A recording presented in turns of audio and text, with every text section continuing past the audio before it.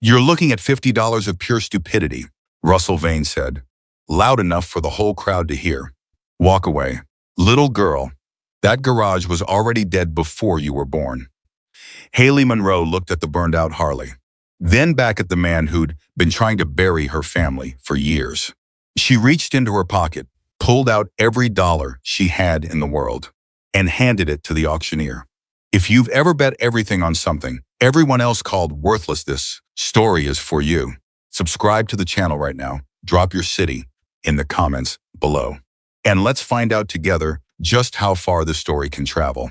The auction started at 7 in the morning, and by 7:15, Haley Monroe already knew she was going to lose. She'd been standing in the gravel lot of the Pima County impound yard for 40 minutes before the gates opened, shifting her weight from one boot to the other, running the numbers in her head the way she'd been running them every morning for the past 3 months. 31 days until the bank's deadline. $1,100 still owed on the utility bill. 14 appointments canceled in the last 2 weeks, mostly because word had gotten around Red Mesa that the Monroe girl couldn't be trusted with anything more complicated than an oil change. She had $50 in her pocket. It was the last of what she'd scraped together from 3 nights of overtime, lawnmower and repairs, and a tire rotation job that paid her in cash and a gas station sandwich. $50. That was what stood between her and the end of everything her mother had built.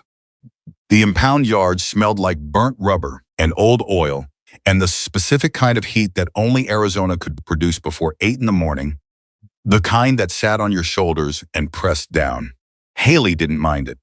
She'd grown up inside a garage, and heat had always felt more honest to her than air conditioning, something about the way it didn't pretend to be something it wasn't. She watched the other bidders work the lot with clipboards and phones and the easy confidence of people who had money to lose.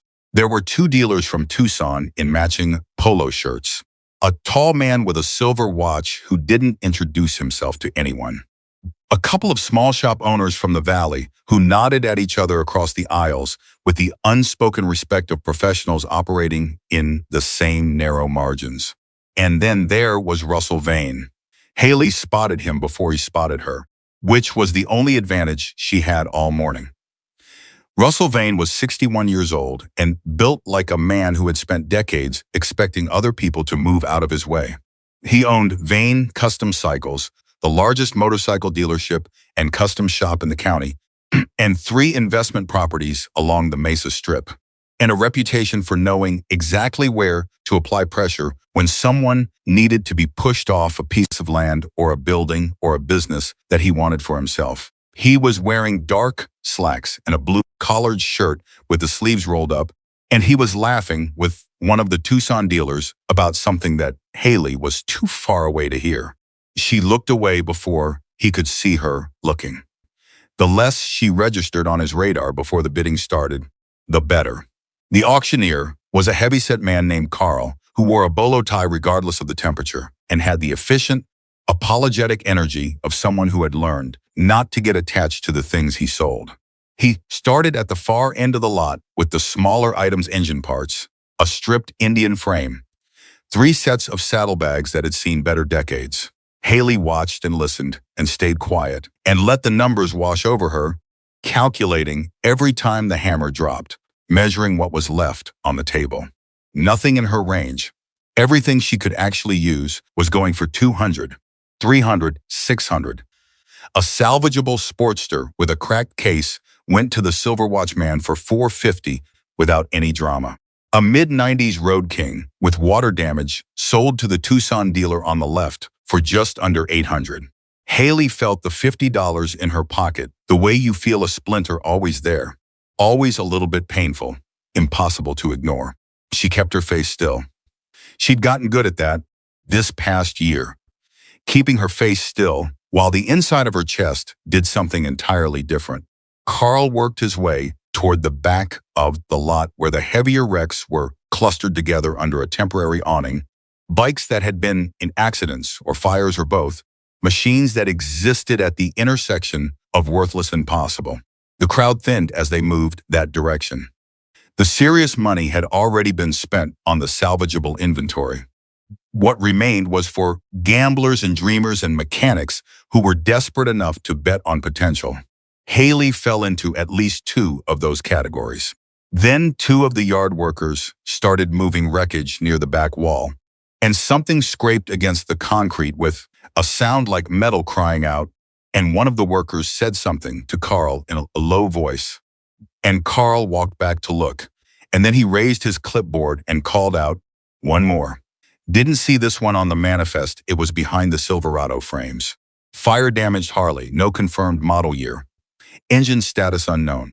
Starting at 25, Haley moved. She didn't run. Running would have drawn attention, and she'd already learned that any attention she drew in this particular crowd tended to cost her something. She walked fast, cutting between two rows of wrecked frames, and she got to the back of the cluster before most of the other bidders had processed that there was something worth walking toward. The motorcycle looked like it had been pulled out of the middle of a house fire. The front wheel was bent at an angle that made it look almost broken jointed. The kind of damage that happens when something very heavy comes down from above or when a vehicle strikes something unmovable at serious speed. The fuel tank was scorched black on one side. The paint bubbled and cracked, and you could still smell the remnants of a burn that had gone hot enough to warp metal. Someone had scratched through part of the identification number on the frame, not fully, not professionally, but enough to make verification complicated. Beneath all of it, faint and stubborn, you could just barely see the outline of a red flame design along the left flank of the tank. Haley crouched next to it without touching it yet. She read the damage the way her mother had taught her, to read damage not as evidence of what couldn't be saved, but as a record of exactly what had happened and in what order. The engine had seized. She could tell from the way the primary cover sat. Something had gone wrong before or during the fire. The engine hadn't burned in the normal way. It had locked up, which meant there was a chance the internal components were more protected than they appeared. The front wheel was bent, but the forks didn't look snapped, just stressed. The fuel tank was cosmetic disaster and nothing more. The electrical system was almost certainly destroyed. But electrical systems could be rebuilt from scratch if you had enough patience and just barely enough money for wire and connectors. It was possible, not guaranteed, not easy, not even close to easy, but possible. 25, Carl said. Do I have 25? 25, said one of the small shop owners, half-heartedly, the way you bid when you're not sure you actually want something. 30, said Russell Vane from directly behind Haley. She stood up and turned around. He was looking at the motorcycle, not at her, with an expression she couldn't quite categorize, not interest exactly, more like recognition, like he was looking at something he hadn't expected to see again. 40, Haley said. Russell looked at her then, really looked at her, the way he hadn't bothered to when she was just another person in the crowd. His expression cycled through surprise, and then something that settled into a kind of careful contempt, the expression of a man deciding whether something is worth his time. 45, he said. Haley's heart was going. She could feel it in her throat, which she hated because she needed her voice to sound steady. She said 50. The small shop owner had already stepped back. The Tucson dealers weren't even watching. This was Russell Vane and the Monroe girl, and everyone in the lot had enough history with both of them to know that this wasn't really an auction anymore. $50, Carl said. Do I have 55? Russell looked at Haley for a long, flat moment. Then he smiled. And it was the kind of smile that didn't reach anywhere near his eyes. He turned to the crowd with his arms slightly spread, performing now, turning it into entertainment for an audience that was already paying attention. $50, Russell said, loud enough to carry. For a bike that's not worth the time it'd take to haul it to the scrapper. He looked back at Haley, and his voice dropped just enough to feel personal. Your mother's garage is going to eat that $50 and everything else you've got left, and you know it. Walk away. I'll give you $4,500 for the property right now. Clean close, and you can start somewhere that isn't this. The offer landed the way he meant it to land, heavy, in public, in front of witnesses, so that whatever she said next, whatever she decided, The crowd would remember that he'd been reasonable. That was how Russell worked. He always made sure someone was watching when he was generous. Haley said, "Sold at 50, to Carl." Carl looked at Russell. Russell's jaw tightened once. Then he lifted one hand in a small, dismissive gesture, like he was shooing away a fly, and turned his back on the whole thing. "Sold," Carl confirmed, and brought the hammer down. What happened next was not glamorous. The impound lot didn't have a way to haul a non-running motorcycle that had just sold for $50 and wasn't affiliated with any dealer. Carl arranged for one of the workers to help Haley get the bike to the gate. What that meant in practice was that Haley and a 20-year-old yard hand named Marcus spent 45 minutes using a piece of plywood as a ramp and a furniture dolly borrowed from the office to get the burned Harley out of the back corner of the lot and through the gate and onto the shoulder of the highway without dropping it more than once. It dropped once. Haley caught most of its weight, and something tore in her shoulder that she spent the rest of the day ignoring. Marcus apologized 6 times. She told him it was fine. And it was more or less because the bike was on asphalt and pointing the right direction, and that was what mattered. The shop was 3 miles away. There was no trailer. There was no one she could call who had a trailer and the time and the inclination to drive on a Saturday morning in 100-degree heat. She pushed the motorcycle 3 miles in the heat. She stopped 4 times. The first time because her shoulder was burning badly enough that she needed 60 seconds with her eyes closed and her breathing controlled. The second time because a delivery truck passed too close and she needed to get control back before the bike rolled into the road. The third time because a woman pulled over in a sedan and offered her a ride, and Haley almost said yes and then thought about what it would look like to walk back into that impound yard to collect the motorcycle she'd abandoned, and instead said, "I'm good, thank you," which she was not quite, but was close enough. The fourth time she stopped was because she was halfway through the second mile and the heat had gotten inside her thinking in a way that made things seem more hopeless than they needed to. And she stood on the shoulder with her hands on the handlebars and talked to herself the way her mother used to talk to difficult engines.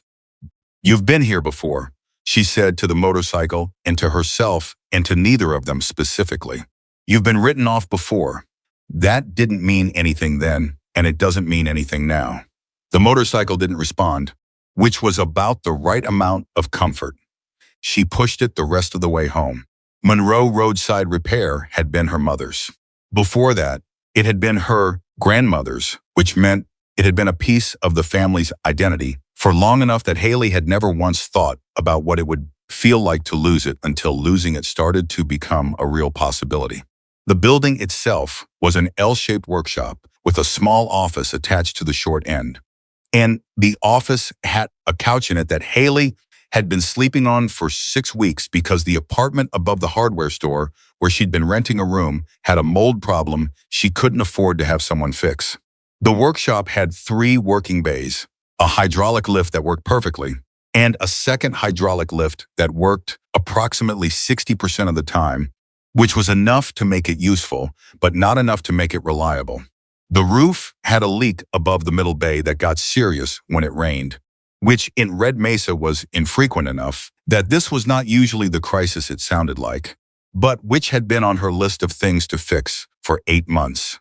Her mother, Diane Monroe, had died 14 months ago, suddenly enough that there had been no Montima to prepare for it, and thoroughly enough that everything Haley thought she knew about the garage's finances turned out to be only part of the picture. There was more debt than Diane had mentioned.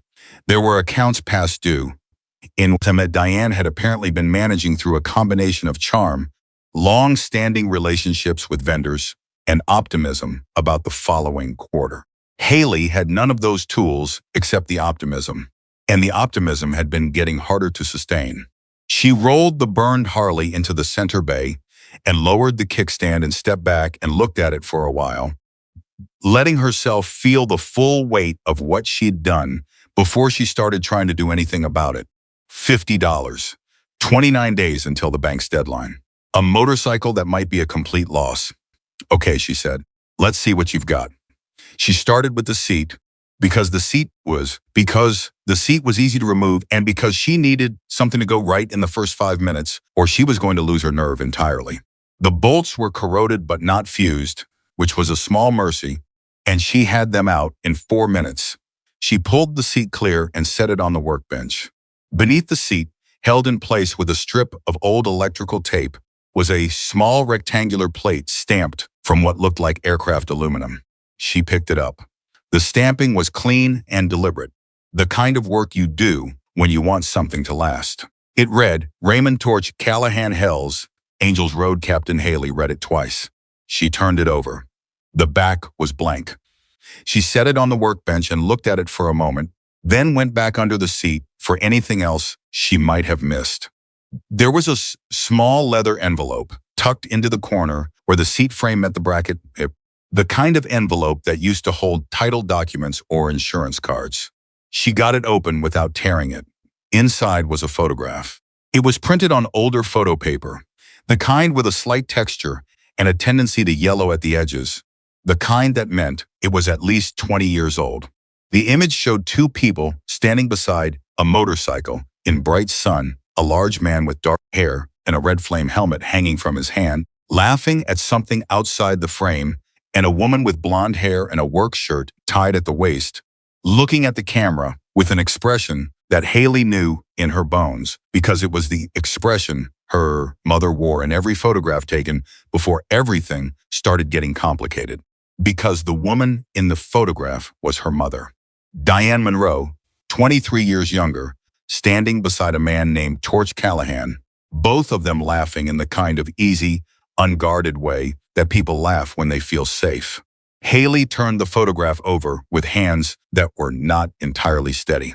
On the back, in her mother's handwriting, the same handwriting that was on the grocery list she'd kept finding in the weeks after the funeral, the same handwriting that still appeared in the repair ledger on the office shelf her mother had written, "If anything happens to Torch, protect the motorcycle. The truth is inside it." Haley sat down on the floor of the workshop. She sat there for a long time with the photograph in one hand and the metal plate in the other, and the burned Harley in front of her, and her mother's words in the air between them. The truth is inside it. She was still sitting there 40 minutes later when she heard a vehicle pull into the lot. She was on her feet by the time Russ walked through the bay door without knocking, which he never did, which was one of the things about him that had always felt like a statement. He looked around the bay with the expression of someone who had been here before and found it unimpressive both times. "Figured I'd come by," he said. "You figured wrong," Haley said. "I want the bike." Haley didn't say anything. $5,000, Russell said. "Cash today. That's $5,000 for a wreck that you bought for $50 and that you cannot restore, that you do not have the money to restore, and that is going to cost you every spare hour you've got for the next month while the bank prepares to take your building." He let that sit. Then $5,000 could buy you a very graceful exit from a situation that is not going to improve. Haley looked at the Harley. Then she looked at Russell. "How did you know I bought it?" "I was standing right there." "You were standing right there when it went for $50, she said. "You could have bid 55. You didn't." She watched his face. "Why didn't you bid 55, Russell?" Something moved through his expression quickly enough that she almost missed it. Not guilt. She didn't think Russell experienced guilt in the conventional sense, but something close to recalculation, like a man who has just realized he underestimated something. 5,500, he said. "No, you're making a mistake." "I make a lot of mistakes," Haley said. "This one I'm keeping." Russell stood in the bay door for another 5 seconds, which was longer than she'd expected. Then he turned and left. She heard his truck start. She heard it pull out of the lot. She stood where she was until the sound faded completely, and then she let out a breath that she'd apparently been holding since before he arrived. She looked at the motorcycle. $5,000. For a burned wreck that he just watched go for 50. For a motorcycle he could have bought himself and didn't. Haley picked up her mother's photograph again. She looked at the man with the red flame helmet, laughing in the sun, not knowing what was coming.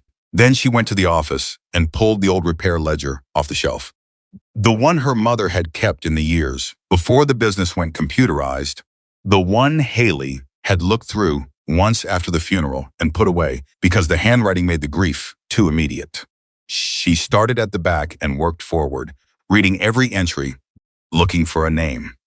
She found it on the 17th page. She read, written in the careful abbreviated shorthand her mother used for regular customers.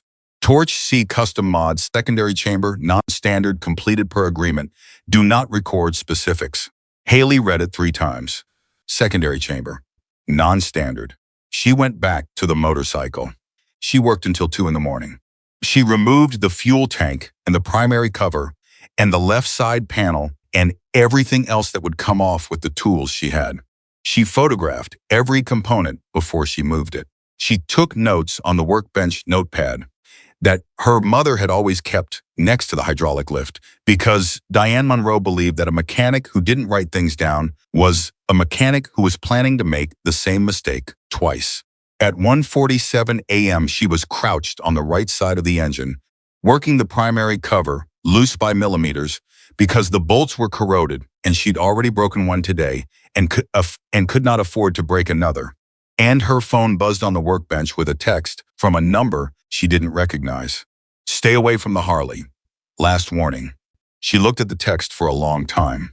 She looked at the bay door, which she'd locked when the sun went down.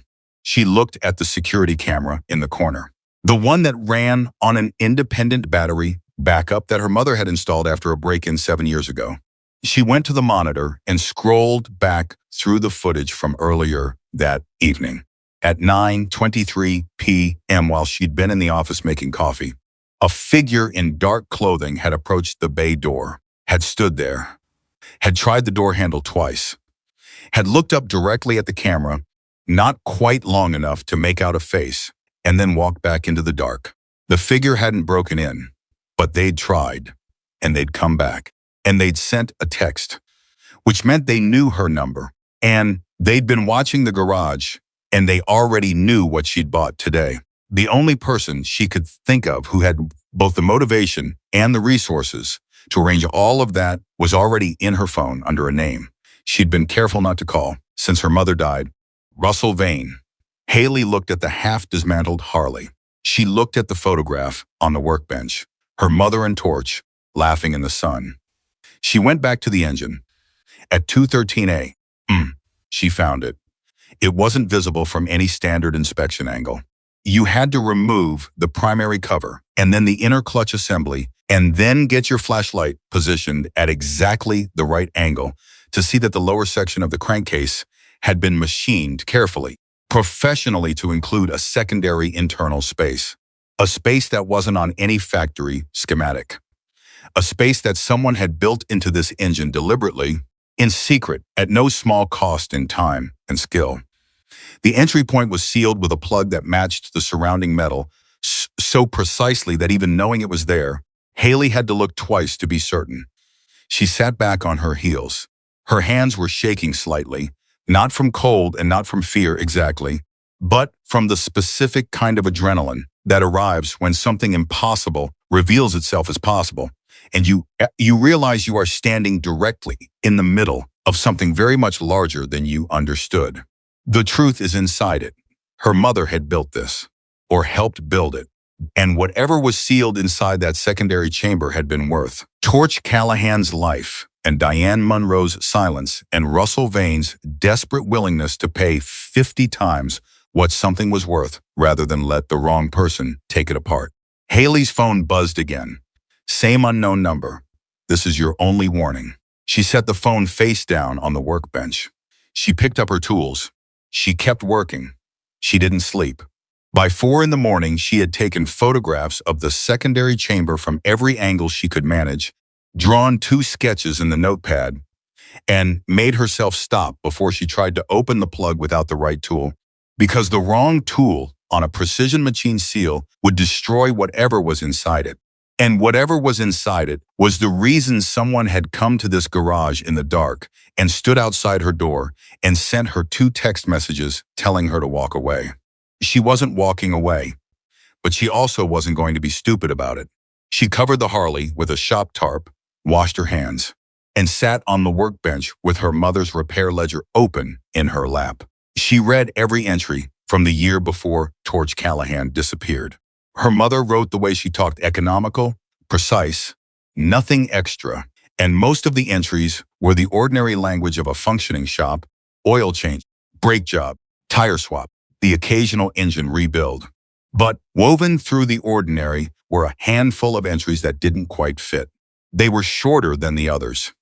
The part numbers were replaced with abbreviations she didn't recognize. The customer names were either missing entirely or reduced to initials. She counted 11 of them over 14 months. The last entry in that sequence was dated 3 weeks before Torch Callahan's final ride. It said in her mother's hand, "Final delivery, TC confirmed. God help us both." Haley read that line 4 times. Then she closed the ledger and sat with it in her lap, in the silence of the shop, and she thought about her mother, not the mother who had died 14 months ago, not the woman she'd been grieving and managing, and slowly trying to understand through financial records and overdue bills and the particular shape of the debt she'd left behind, but the mother who had stood in this exact shop 23 years ago beside a man with a red flame helmet, laughing in the sun. The mother who had been apparently afraid and careful and doing something that required the words, "God help us both." Who was Diane Monroe afraid of? Haley already knew the answer. She just needed to prove it. She pulled out her phone, found the contact she was looking for, and sent a text at 4:22 in the morning to a man named Walter Briggs, who had worked beside her mother for 11 years, before his knees gave out, who now spent his mornings at the counter of Carla's diner arguing about baseball, and who was the only person alive she could think of who might have known what Diane Monroe was doing in 4 months before Torch disappeared. "Walter, I need to talk to you. It's about Torch Callahan." She put the phone down and waited. The response came in 8 minutes. "Not on the phone. Come to the diner at 6. Walter Briggs was 68 years old and built like a man who had spent 4 decades handing heavy things to people and occasionally having heavy things handed back to him without warning. He had the hands of someone who had done real work, thick-knuckled and permanently stained with the kind of grease that doesn't fully wash out no matter how long you scrub. And he had eyes that moved around a room quietly and cataloged things without appearing to. The eyes of someone who had made a habit of paying attention to exits. He was already on his second coffee when Haley came through the door of Carla's diner. He didn't stand up. He just looked at her with an expression that was carefully neutral in the way that only expensive neutrality can buy. The expression of a man who has decided exactly how much he is willing to show before he knows what's being asked. "You look like you slept in the shop," he said. "I didn't sleep at all," she said, sliding into the booth across from him. "What did you find?" Haley set the photograph on the table between them, face up. Walter looked at it. Something passed through his expression quickly, not quite pain, not quite relief. The complex reaction of someone seeing a thing they had both hoped and dreaded might surface someday. He picked it up and held it carefully. "The way you hold something you know is old and fragile. She never told me she had a picture from that day," he said, quietly, to the photograph rather than to Haley. "What day was it?" "The day Torch brought the bike in for the first time." Walter set the photograph back down. "Your mother called me that afternoon. She said she'd taken on a special project. She said she needed my help for 2 things, the machining and keeping my mouth shut." He paused. "I could do both." "The secondary chamber." Walter looked up at her. "She told you?" "She left a note," Haley said, "inside the bike. She wrote, 'The truth is inside it. I found the chamber last night.'" Walter put both hands flat on the table and took a breath. "Did you open it?" "Not yet. I need the right tool. You need a number 4 precision extractor and a very steady hand," he said. "And you need to be absolutely certain before you open it that you're ready for what's inside, because once you open it, there is no version of this where you can pretend you didn't know." He looked at her. "You understand what I'm telling you?" "I'm already in it." "Walter, someone came to the garage last night, tried the door, sent me texts." Walter's jaw tightened. "Russell, I think so. How much do you know about what Torch was into? Haley told him everything: the plate beneath the seat, the photograph, the ledger entries, the entry about the final delivery. God help us both. She watched Walter's face while she talked. He didn't interrupt. He sat very still in the way that people who have spent a long time carrying a secret sit when the weight of it begins to shift. When she finished, he said, "Your mother was the bravest person I've ever known. She was also terrified. You need to understand both of those things at the same time." Tell me what she was doing. She was building a case against Russell Vane, Walter said. He said it plainly, without drama, which somehow made it land harder than drama would have. 2 years before Torch disappeared, your mother started noticing things. Motorcycles that came through the impound system and were declared destroyed that she knew weren't destroyed because she'd repaired them herself. Machines that disappeared from the records but reappeared in Russell's inventory 6 months later with different numbers and fresh VINs. She started keeping track. The ledger. The ledger is part of it, Walter said. The chamber is the rest. Torch was her courier. He had connections with state investigators in Phoenix, not official connections, just people he trusted from the veterans' networks. The plan was for him to carry the evidence to Phoenix on the charity ride 8 years ago. He never made it. Walter was quiet for a moment. Then he said no, he never made it. Haley felt the cold drop of something settling in her chest. What happened to him?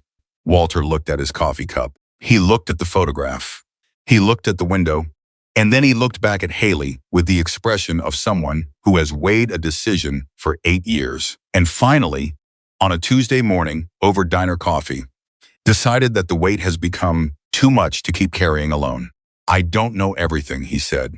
I know that he left. I know he didn't arrive. I know that your mother got a phone call that night that she never told me the content of. And I know that the next morning she was different. Not grieving different, afraid different. She took the ledger and she locked the filing cabinet and she didn't talk about Torch or Russell or any of it again. She was protecting herself. She was protecting you, Walter said. You were 16 years old. The table was quiet. Carla's diner moved around them, a short order cook calling out an order, the soft percussion of coffee cups, the sound of the morning starting up for everyone who was not sitting in this particular booth, dealing with this particular weight. I need to bring the bike back to life, Haley said finally, and I need to get into that chamber. Walter looked at her for a long time. Then he reached across the table and picked up the photograph one more time. I'll come by this afternoon, he said. I still have the machining tools. The next 10 days were the hardest she'd worked in her life, and she'd spent 2 years keeping a failing garage alive on will and overtime, so that was a meaningful comparison. Walter arrived the first afternoon with a rolling toolbox that had seen 30 years of use and a precision extractor set that he'd kept oiled and calibrated out of what Haley suspected was a private understanding that he might need them someday. He was patient in the way that experienced mechanics are patient, not leisurely, not slow, but with the particular discipline of someone who knows that rushing a precision job costs more time than taking it correctly the first time. He looked at the sealed chamber for a long moment. He said nothing. Then he asked for the extractor set, and Haley handed it to him. And they both went quiet in the way that people go quiet when something important is about to happen. It took him 37 minutes.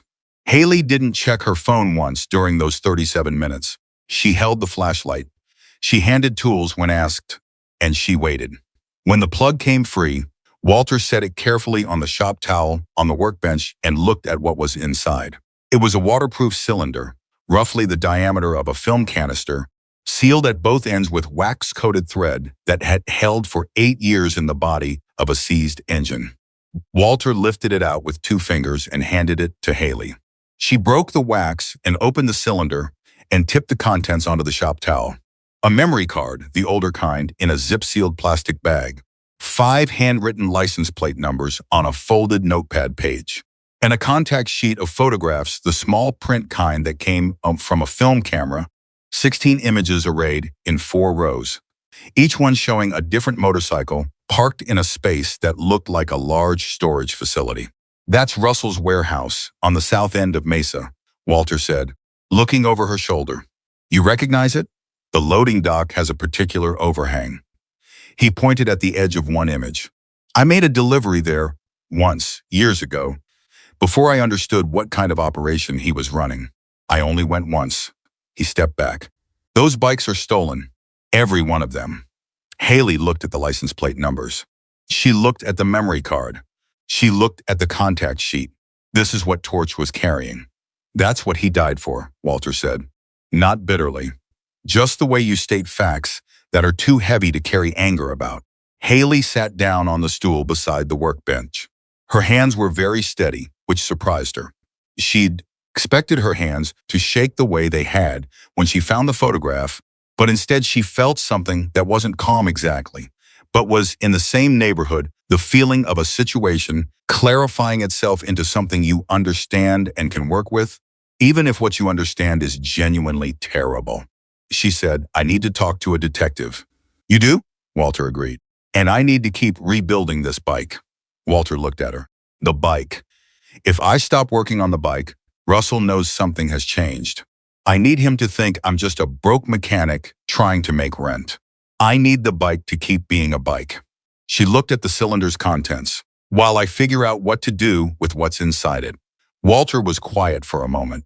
Then he pulled a stool over and sat down across from her. Then let's talk about the engine.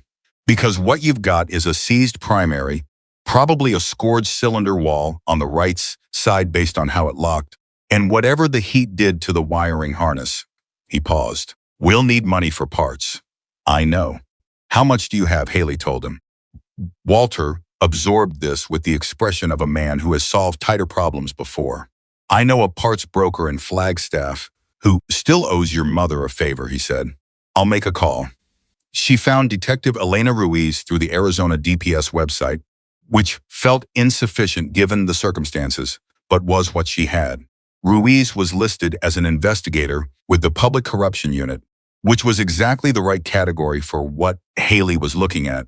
And when Haley called the number on a Wednesday morning and expected to leave a voicemail and hear nothing back for a week, instead, a woman picked up on the third ring with a voice that was brisk and capable and gave the impression of someone who picked up every call on 3 rings because she had learned that the people who called the corruption unit on a Wednesday morning were usually not calling about small things.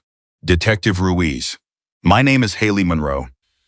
I'm calling about a theft network in Red Mesa and a missing person case 8 years old and evidence that has been sealed inside a motorcycle engine since before I was old enough to vote. She paused. I don't know if that's your department. I didn't know who else to call. A beat of silence. Then, tell me the name on the missing person case. Raymond Callahan, road captain with the Hells Angels out of the Tucson chapter. He disappeared after a charity ride 8 years ago. Another beat. Longer this time. Where are you calling from? Red Mesa. My mother's garage. And your mother is? Diane Monroe. She died 14 months ago. She was the person who built the evidence chamber in Callahan's motorcycle. Ruiz said, I need you to not touch the memory card. Can you do that? I already handled it before I knew what I had. Is it in a sealed bag? Yes. Keep it there. Keep everything exactly where it is. I can be in Red Mesa on Friday, Haley said. I also need to tell you that a man named Russell Vane has been putting pressure on me to surrender the motorcycle and sign over the property. He sent someone to try my garage door 2 nights ago. Ruiz's voice shifted slightly, not alarmed, but attentive in a different way.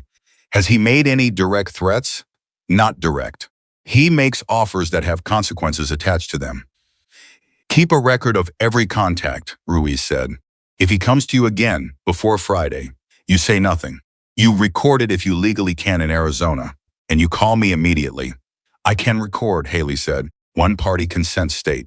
Good, Ruiz said. Miss Monroe is the bike in a secured space? Haley looked at the shop door. At the lock her mother had installed after the break-in 7 years ago. At the camera in the corner, running on its independent battery. Secured enough, she said. The trouble started on the Thursday before Ruiz was due to arrive. A customer named Phil Devers picked up his 2009 Softail which Haley had spent 2 evenings getting back to reliable running order. He paid her, shook her hand, said she did good work. She watched him ride out of the lot. 40 minutes later, her phone rang. It was Phil, Haley. His voice was tight with something that wasn't anger yet. The bike caught fire. She went, "You hurt?" "No. I stopped in time." "But the engine it went up." Haley just started throwing flames. "I'm standing on the side of Route 9 right now and the bike is not rideable." "Don't touch anything," she said. "I'm coming." She pulled up beside Phil's Softail 20 minutes later with a fire extinguisher she'd already used from the passenger seat because Phil had used the one he carried himself. The engine compartment was scorched. The area around the fuel line was black in a way she recognized before she got close enough to confirm it with her hands. She crouched beside the bike and got her flashlight on the fuel line. The cut was clean, not burn cut. A precise slice through the rubber that would have held for exactly long enough for Phil to clear the lot and reach highway speed before the fuel began reaching the hot engine. Someone had been inside her garage after she returned Phil's bike to the lot. She stood up, and her hands were no longer steady. Phil was watching her face. "What did you find?" "I need you to take photos of the fuel line before anyone moves the bike," she said. "Specifically the cut. And then I need you to tell every person who asks that you watched me look at it, and I immediately identified sabotage." "Sabotage," Phil repeated. "Someone cut your fuel line after I worked on it. This was not my repair." Phil looked at her. He'd known her since she was 12 years old, had been bringing his bikes to the Monroe shop since her mother ran it, had told through his friends to come here after Diane died because he believed in continuity and believed in the family. His face moved through disbelief and then through something harder. "Russell's guys," he said. Haley didn't confirm it. She said, "Photos first, then we'll talk." By the end of that day, the story had gotten around. Not the whole story, not the true story. What spread through Red Mesa was the version where Haley Monroe's careless workmanship had sent Phil Devers' motorcycle up in flames on the side of the highway, and Phil had nearly been hurt. 2 customers called to cancel appointments. A third called to ask if she was refunding deposits. A fourth just didn't show. She sat in the office that night and did the math, and the math was simple and brutal. She couldn't absorb this.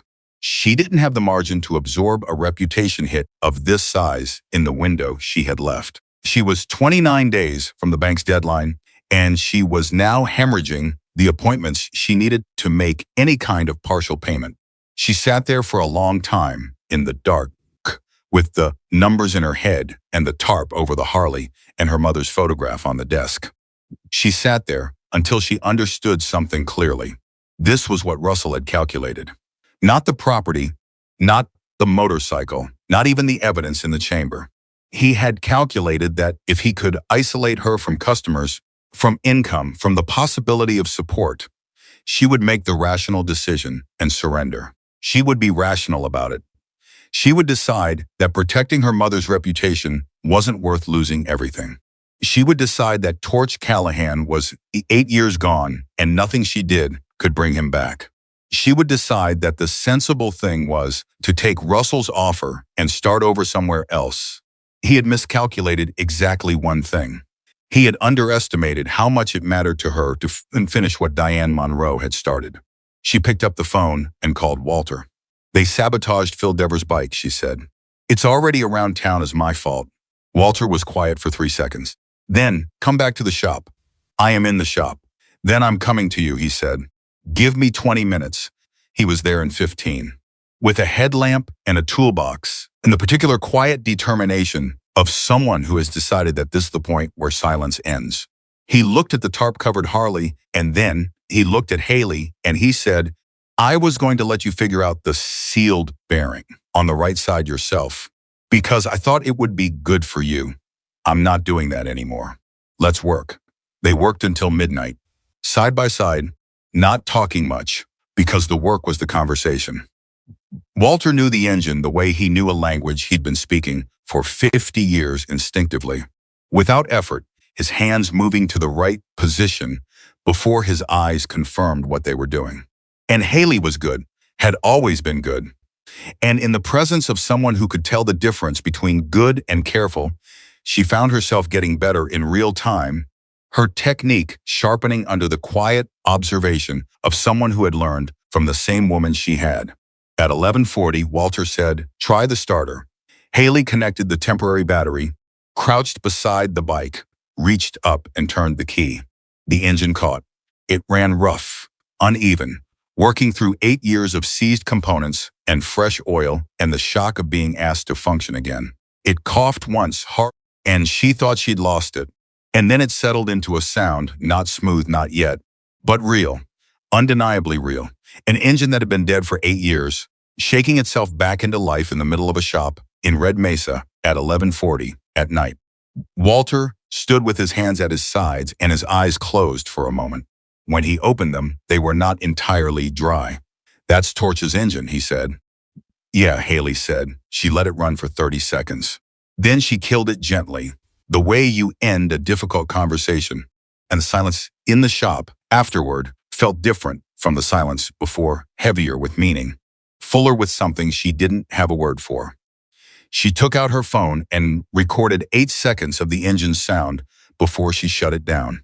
She almost didn't post it anywhere. Then, she thought about Russell's men in the dark outside Tador and Phil Devers' cut fuel line and 2 canceled appointments and a town that had already started deciding what version of this story it believed. And she opened her social media and posted the recording with one line. 8 years later it runs. She tagged nothing. She named no one. She put her phone down and went back to work.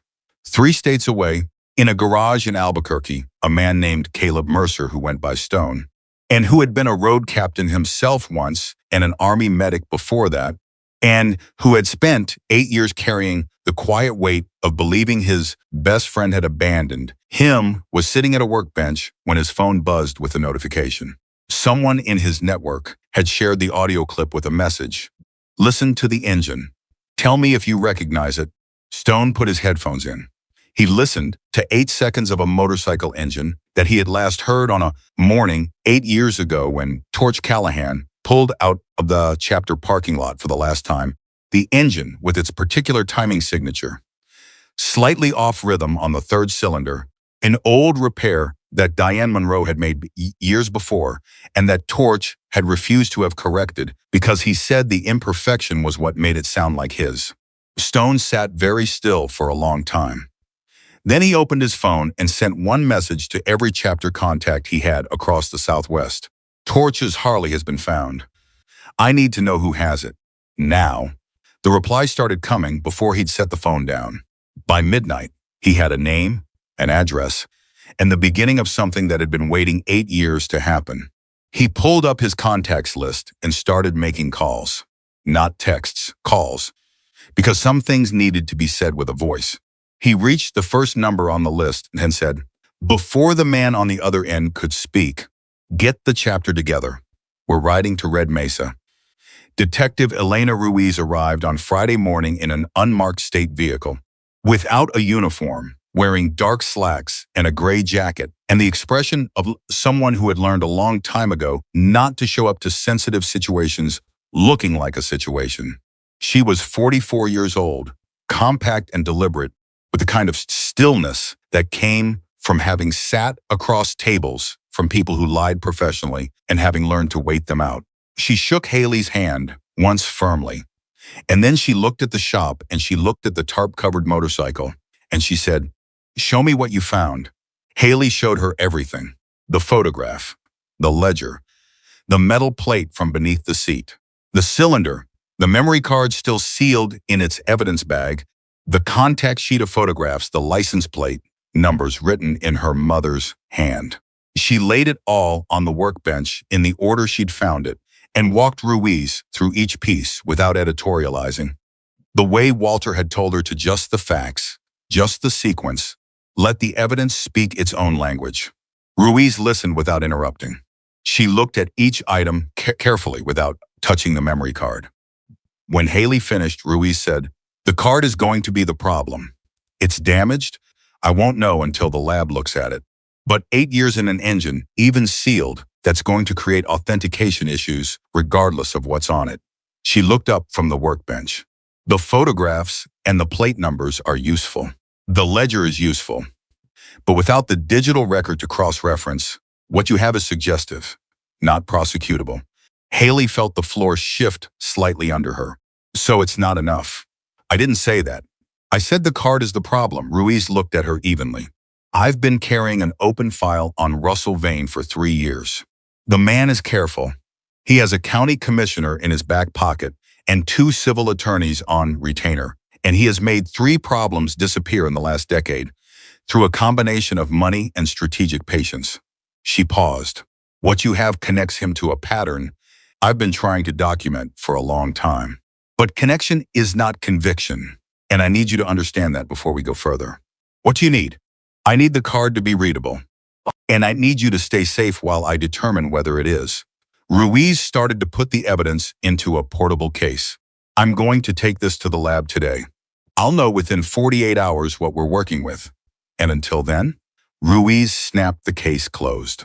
She looked at Haley with the particular directness of someone who respects the person they're talking to enough not to soften the truth beyond recognition. Until then, you act exactly like you did yesterday. You work on the bike. You don't contact Russell. You don't let anyone know what we've talked about today. And if he comes to you, and I think he will come to you, you do not engage. You record it, and you call me. She said it like a list, but each item landed like a separate weight. He's going to come to me, Haley said. Not a question. He knows the bike is almost running, Ruiz said. How does he know that? Haley thought about it. The audio clip I posted. Ruiz looked at her. You posted audio of the engine. I didn't name the bike. I didn't name Russell. I just posted 8 seconds of an engine starting. Ruiz held her gaze for a moment. Did it go wide? Wide enough. Ruiz breathed once through her nose. All right, that changes the timeline. She picked up the case. He's going to move faster now. Be ready. She left the garage at 10:19 on a Friday morning, and Haley stood in the bay door and watched the unmarked vehicle pull out of the lot and turn onto the highway. And then she went back inside and locked the door and stood alone in the shop with the tarp-covered motorcycle and the absolute, bone-level certainty that whatever was coming next was going to come faster than she was prepared for. She was right. Russell called at noon. Not a visit this time, a call, which meant he was trying to feel out exactly how much she knew before he decided on his next move. She let it go to voicemail. She listened to the message once, his voice perfectly controlled, perfectly reasonable. The voice of a man who had never in his professional life needed to sound desperate and was not going to start today. He said he'd heard the bike was running and he wanted to make a final offer before things got complicated. He said the offer was now $8,000. He said she should call him back today. She saved the voicemail. She texted Ruiz the timestamp. Ruiz texted back, good. Don't return it. At 2 in the afternoon, Walter showed up without calling first, which meant he'd heard something. He came through the bay door with his toolbox and the expression of a man carrying news he would rather not deliver. And he set the box down on the workbench and looked at Haley and said, Russell's been talking to the bank. Haley stopped what she was doing. What kind of talking? The kind where he suggests that an active fraud investigation involving the Monroe property might complicate the foreclosure timeline in ways that are inconvenient for everyone, and that a private sale would resolve the complication cleanly. Walter paused. The loan officer called me because he still owes your mother a debt I'm not going to explain right now. And he wanted someone to know. Russell doesn't know about Ruiz, Haley said. No. But he knows the bike is running, and he knows he's losing control of the situation. And when Russell loses control of a situation, he accelerates. Walter sat down on the stool. He's not going to keep making offers, Haley. That window is closing. She absorbed that. She looked at the motorcycle, fully assembled now from the seat forward, gleaming where the new parts met the old scorched frame. 100% unfinished and already more real than it had been the day she pushed it through the desert heat. She thought about the 48 hours Ruiz had asked for, and the accelerating timeline Walter was describing, and the particular math of those two things meeting. How much more does the bike need? she asked. 2 sessions on the wiring harness. Front brake line. Paint on the tank if you want it. Walter paused. A week maybe if we push.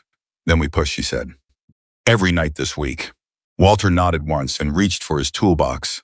They worked through the afternoon and into the evening, and the work was steady and focused, and the particular kind of productive that happens when 2 people understand each other's rhythm well enough to stay out of each other's way. The Harley was coming together, the way things come together when they were built, right to begin with, not easily, but inevitably, each new piece settling into place with the satisfaction of something that belongs. At 7:15, Haley's phone rang with Ruiz's number. Tell me something good, Haley said. The card is damaged but not destroyed, Ruiz said. My lab technician says she can recover approximately 60 to 70% of the data. It'll take another 24 hours. A beat. The portion that's already legible includes a partial audio file. Haley went still. Audio. Someone recorded a conversation, Ruiz said. The recording is incomplete, about 4 minutes of what was probably a longer conversation. But I can tell you that one of the voices on the recording mentions motorcycles, warehouse transfers, and, she paused, quote, the road captain being a problem. The shop was very quiet. Is it Russell? Haley asked. The audio quality needs enhancement before I can confirm identity, Ruiz said. But Haley, the voice, uses vocabulary and phrasing consistent with someone who knew the operation in detail. This isn't peripheral. Whoever is on this recording was at the center of it. Another beat. I need one more day. I might not have one more day, Haley said. And she told Ruiz about Russell's call, the bank conversation Walter had reported, the accelerating pressure. Ruiz was quiet for 4 seconds, long enough that Haley could feel the detective recalculating something. If he comes to you tonight or tomorrow, Ruiz said, and if he says anything actionable on a recording, anything that connects him directly to the theft operation or to Callahan's disappearance, call me immediately. Do not wait until morning. Call me the moment it happens. And if he doesn't say anything useful, then we work with what we have, Ruiz said, which is more than we had a week ago. Haley ended the call and looked at Walter. He had clearly heard both sides of the conversation from 3 feet away and was pretending he hadn't by making very focused adjustments to the wiring harness. Security camera, she said. Walter looked up. The camera my mother installed. It runs on independent battery. If Russell comes here and I can get him talking. She looked at the camera in the corner of the bay. It records audio, Walter said. My mother installed a model that records audio. Walter looked at the camera. Then he looked at the motorcycle. Then he looked at Haley with the expression of someone who has spent 8 years wishing he'd been braver and is now watching a 20-something woman set up the exact situation he was too afraid to set up a decade ago. I'll stay, he said. No, she said immediately. If Russell sees you here, he'll know something changed. He expects me to be alone. She looked at Walter steadily. I need him to expect me to be alone. Walter's jaw moved. He didn't like it. He showed that he didn't like it in exactly the way that a man of his particular generation showed displeasure, very quietly, through the precise tension of his facial muscles and the stillness of someone who is not saying everything he could say. You call me the second anything changes, he said. Not Ruiz first, me first. I'm 20 minutes away. Deal, she said. He left at 9, reluctantly, with his toolbox and his phone in his jacket pocket and the look of a man who would be checking that phone every 15 minutes until he heard from her. Haley locked the bay door. She checked the camera battery. She checked her own phone. She turned on the workbench lights and went back to the wiring harness, working steadily, keeping her hands occupied so her mind could stay clear. Russell Vane came at 10:47. He didn't knock this time either. He had a key.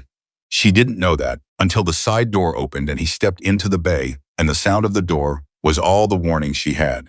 She stood up from the workbench and turned and kept her face completely composed through a conscious act of will, because she needed him in this room, and she needed him talking, and she needed the camera in the corner to catch every word. There were 2 men behind him. She didn't recognize either. They stayed by the door. Russell walked to the center of the bay and looked at the Harley, the fully assembled upper half. The gleaming new components against the scorched original frame, the red flame ghost still visible through the burn damage on the fuel tank. He looked at it for a long moment, and what crossed his face was not the controlled contempt he'd shown at the auction. It was something older and less managed. Something that looked, for just a moment, like he was seeing a thing he had believed was permanently gone. Then he looked at Haley. "You found it," he said. She said nothing. "You found what's in the engine." He said it as a statement, not a question, which told her how long he'd been working with information she hadn't known he had. "I need you to give me the memory card." "I don't know what you're talking about." "Don't." He said it without raising his voice. Just the one word, flat and final. "You're a smart young woman. You're your mother's daughter in every way that counts, which means you're smart enough to know that whatever you found in that engine has a shelf life. The moment it goes to anyone official, I have 2 attorneys who will tie the authentication process up for the better part of a year. The chain of custody is broken. You handled everything before you knew what you had. Your mother is not alive to corroborate the ledger." He let each point land. "You have nothing that holds up." Haley kept her face still. She said, "If I have nothing, why are you here at 11 o'clock at night?" Something shifted in his expression. Respect. Possibly, which was the most unsettling thing she'd seen yet on his face. "I'm here," he said, "because I'd rather settle this between us than let it get complicated. You're in financial trouble. The garage is 30 days from foreclosure. I can make the bank problem disappear completely. I can make the insurance claim on Phil Devers' bike go away. I can have you operating in the black by the end of the month." He tilted his head slightly. "All I need is the card and the ledger and whatever else your mother left inside that machine. And if I say no?" Then the morning after the foreclosure, Russell said, "This building becomes a Vane Properties holding, and the motorcycle that you spend your third is, and everything you have restoring goes to auction with the rest of the contents. And whatever was in that engine is part of the package." He paused. "There's no version of this where you win by refusing me, Haley. There's only a version where you lose less." She looked at him for a long moment. She thought about Torch Callahan riding away from the Chapter parking lot 8 years ago with a waterproof cylinder sealed inside his engine. She thought about her mother sitting by a phone all night waiting for a call that told her he hadn't made it. She thought about Walter 20 minutes away, checking his phone every 15 minutes in the dark. She said, "Tell me something." Before the charity ride, "Did you know he was carrying something?" Russell looked at her carefully. "Did you know what Torch had in the engine before he left?" she said. "Or did you find out after?" "That's not relevant." "I think it is," she said. "I think it's the one question you didn't expect me to ask, which means the answer is important." She watched his face. "You found out after he left. You sent men after him because you found out last minute that he was carrying something, not because you'd planned it. That's why the whole thing was so messy. You were improvising." The silence in the bay stretched long enough to become its own kind of answer. "You don't know what you're talking about," Russell said. "But," he said it a half second, too slow. "I know that whatever your men did to Torch on that canyon road," Haley said, steady, looking directly at him, was not planned. "And I know that unprepared evidence is harder to bury than planned evidence, because unprepared evidence leaves loose ends." She paused. "How many loose ends have you been managing for 8 years? Russell?" He stepped toward her. Not threateningly, more like a man recalibrating the distance of a conversation he suddenly feels is escaping him. "The card," he said. "I gave to a state investigator yesterday morning," Haley said. The bay went very quiet. Russell's expression did something she hadn't seen it do before. It went still in a way that was different from control, a deeper stillness. The kind that follows a significant internal recalculation. His jaw tightened once. He looked at the camera in the corner of the bay. He looked at the camera for a long, terrible moment. Then he turned to the 2 men by the door. "The camera," he said. One of them crossed the bay in 6 strides, pulled the camera unit off its bracket, and dropped it on the concrete floor. The screen cracked. The housing split. Haley watched it happen without moving, because moving was not the right response to this. and because whatever she'd needed to capture was already transmitted. She hoped. She had set up the camera's independent transmit function 3 hours ago, when Walter was still in the shop, when she'd quietly connected it to her phone's hotspot and pointed the upload path at an email address she'd created specifically for this purpose, and given Ruiz the login credentials. She didn't know if the transmission had kept pace with the recording in real time, or if the bandwidth had been insufficient, or if the entire plan had been wishful thinking, dressed up as strategy. She found out 20 seconds later when her phone buzzed on the workbench. Ruiz, one word, got it. Russell saw her look at the phone.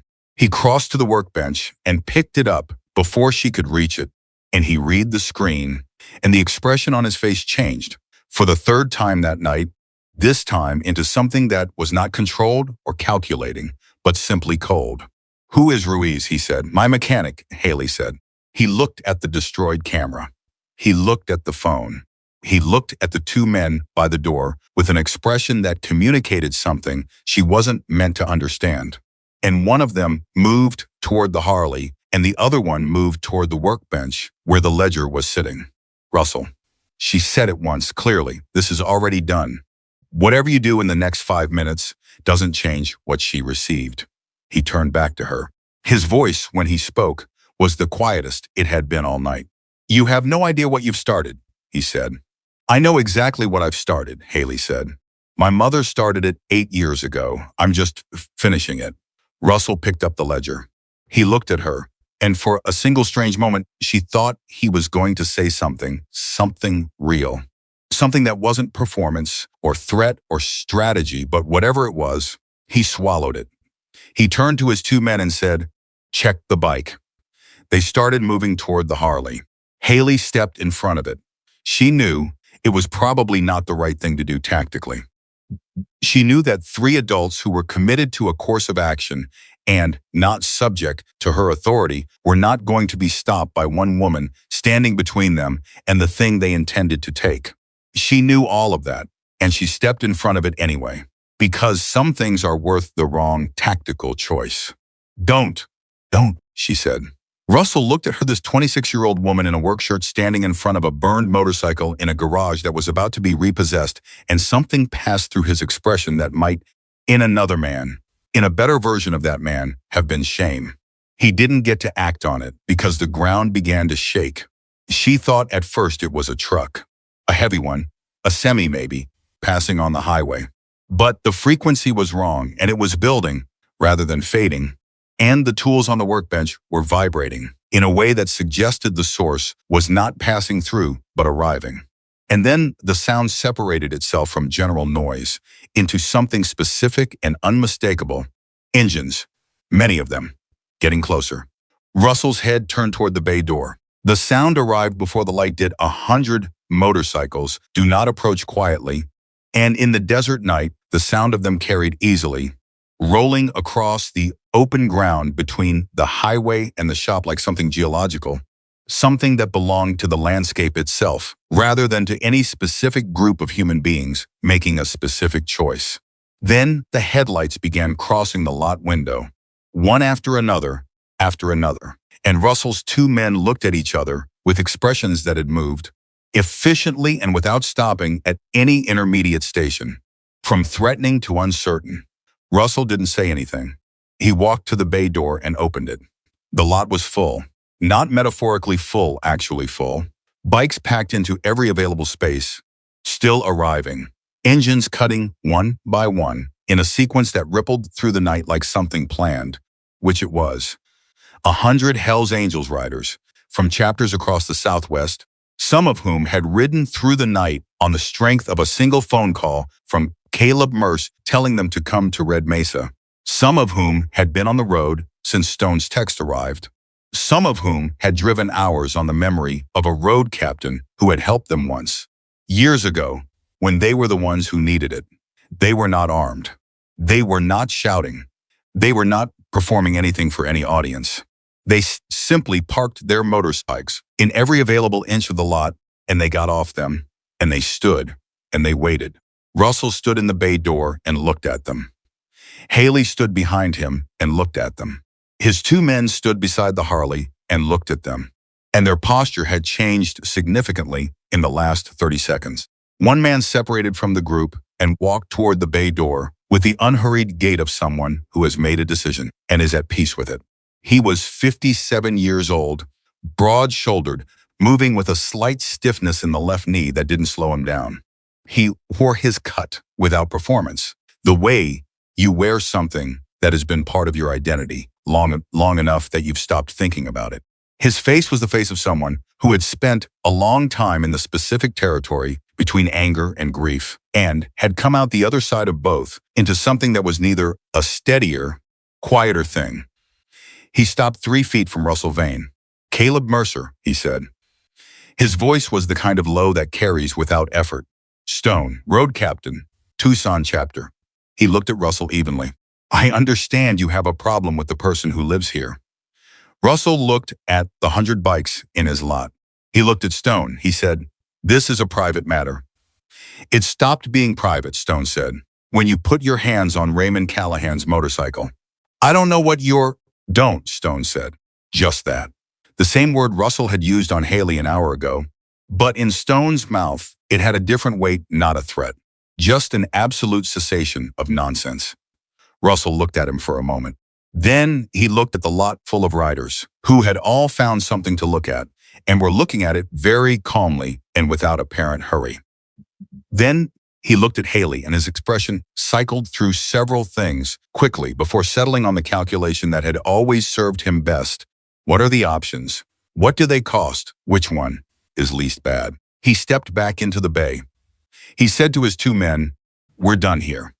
And to Haley quietly, he said, "This isn't finished." "You're right," she said. "It isn't. But not for the reason you mean." He left. His men followed. Their vehicle pulled out of the lot, and the 100 bikes in the lot parted to give it room, which was somehow more unsettling than blocking it, would have been the courtesy of people who have already won and know it. Then the lot was full of riders and quiet. Stone came back through the bay door and looked at the Harley. He walked toward it with the slowness of someone who is preparing himself for something emotionally significant, and Haley stepped aside and let him approach it, because this was not her moment, whatever it was, and she knew it. He stopped next to it. He looked at the scorched fuel tank, the ghost of the red flame beneath the burn damage, the new components meeting the old frame. He put one hand on the seat, gently, the way you put your hand on something or someone you thought was gone. "When did you find it?" he said. 13 days ago, Haley said, "at the impound auction." The impound, he took that in. He said the impound lots were part of it. They were. Russell was cycling stolen bikes through the system, declaring them destroyed and pulling them out through private channels. Stone nodded slowly, and Torch found out. "My mother found out first." Torch was carrying the proof to Phoenix when Russell's people stopped him. Stone's hand tightened briefly on the seat. Then it relaxed. He turned and looked at Haley with eyes that had the particular quality of someone who has processed grief so many times it has become something else. Not pain exact, but understanding. A very expensive kind of understanding. "Your mother," he said. "Diane Monroe. She built the evidence into the engine herself." Stone looked at the bike for another moment. Then he looked at Haley. "How old are you?" 26. "How long have you been running this shop?" 14 months alone. "My whole life before that, beside my mother." Stone turned toward the bay door and raised his voice just enough to carry. "Cut all the engines." The remaining running bikes went quiet. The lot settled into the specific silence of 100 people choosing not to speak. Stone looked at Haley. "Tell me what you need," he said. Haley's phone buzzed. "Ruiz's number," she answered it. "Haley." Ruiz's voice was different from every other time. Haley had heard it not different in register exactly, but charged with the specific forward momentum of someone in the middle of something moving fast. The audio enhancement came back. It's Russell's voice on the recording. Clearly and unambiguously, Russell's voice, talking about the warehouse operation, identifying Torch by his road name, and directing his men to intercept him before Phoenix. A breath. "I have a warrant judge on call. I can have the paperwork in front of him in 2 hours." Haley looked at Stone. He was watching her face with the calm attention of someone who can read a situation from one side of a phone call. She said, Russell was here. He destroyed the camera and took the ledger. The ledger doesn't matter anymore, Ruiz said. What he said on camera, which I now have, and which is significantly more than I expected, changes the chain of custody argument entirely. He made admissions, clear ones. She paused. Is the bike intact? Haley looked at the Harley.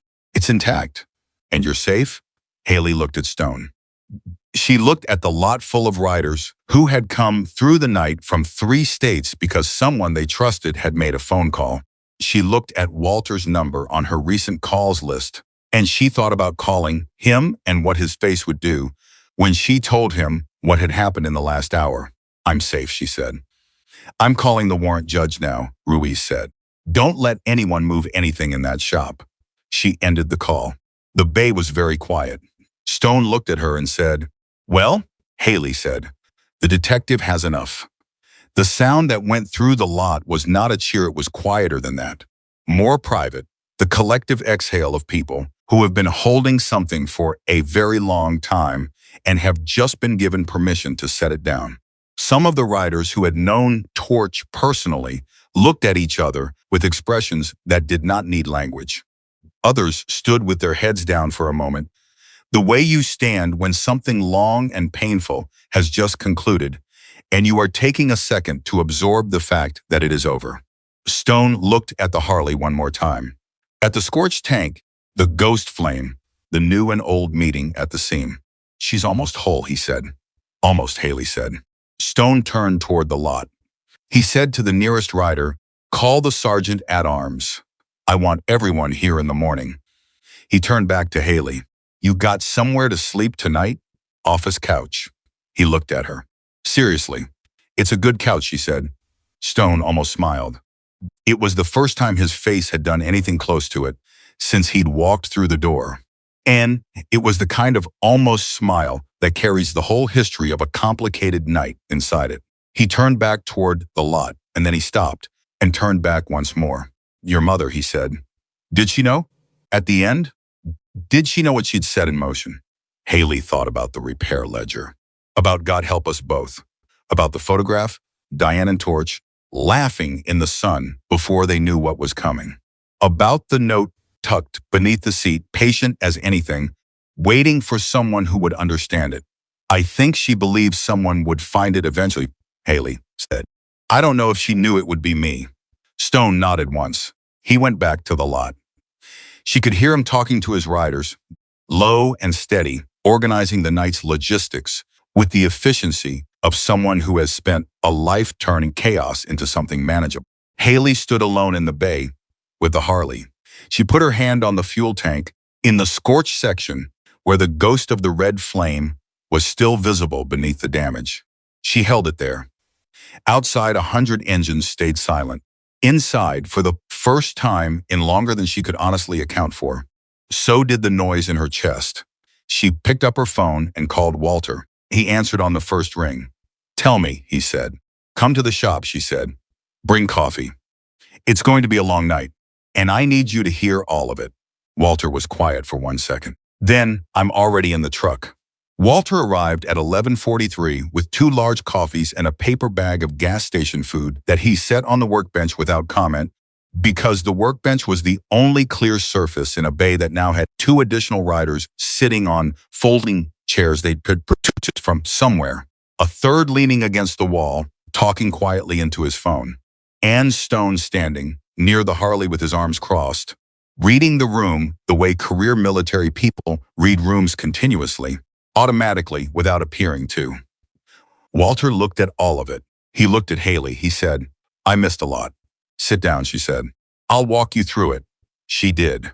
She told him about the camera transmission, about Russell's admissions, about Ruiz calling with the warrant, about the 100 bikes filling the lot in the space of 10 minutes, like something out of a story that shouldn't quite be real, but was. Walter listened without interrupting, which was unusual for him. And when she finished, he sat with his coffee and was quiet for a moment in the way he was quiet when he was processing something large. Then he said, the camera, the transmit function. Your mother put that in 7 years ago. I remember when she installed it, he said. I thought it was overkill for a shop in Red Mesa. He looked at the bracket where the unit had been before Russell's man pulled it down. She knew, he said.